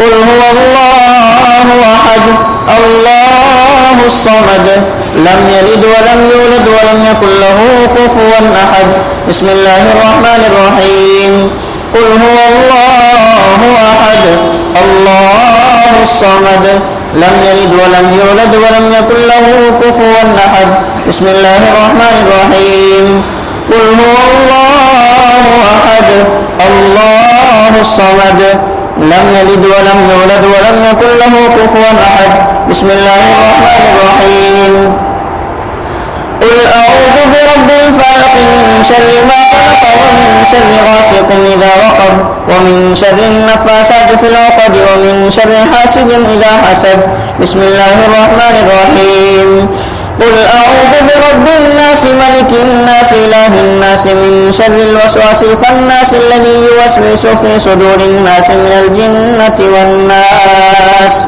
بسم الله الرحمن الرحيم الحمد لله رب العالمين الرحمن الرحيم مالك يوم الدين إياك نعبد وإياك نستعين اهدنا الصراط المستقيم صراط الذين أنعمت عليهم غير المغضوب عليهم ولا الضالين بسم الله الرحمن الرحيم ألف لام ميم ذلك الكتاب لا ريب فيه هدى للمتقين الذين يؤمنون بالغيب ويقيمون الصلاة ومما رزقناهم ينفقون والذين يؤمنون بما أنزل إليك وما أنزل من قبلك وبالآخرة هم يوقنون أولئك على هدى من ربهم وأولئك هم المفلحون وإلهكم إله واحد لا إله إلا هو الرحمن الرحيم إن رحمة الله قريب من المحسنين وما أرسلناك إلا رحمة للعالمين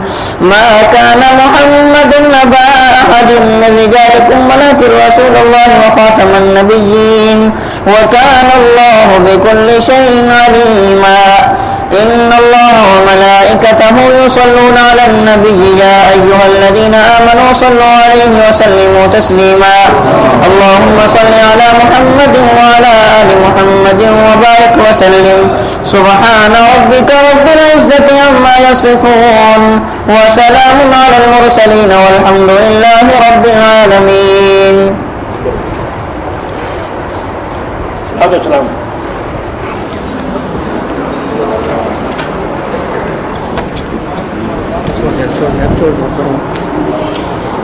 تاجدار حرم اے شہنشاہ تم پہ ہر دم کروڑوں درود و سلام ہو نگاہ کرم ہم سلطان دی تم پہ ہر دم کروڑوں درود و سلام کوئی حسین عمل پاس میرے نہیں کوئی حسین عمل پاس میرے نہیں بس نہ جاؤ قیامت میں مولا کبھی اے شفیع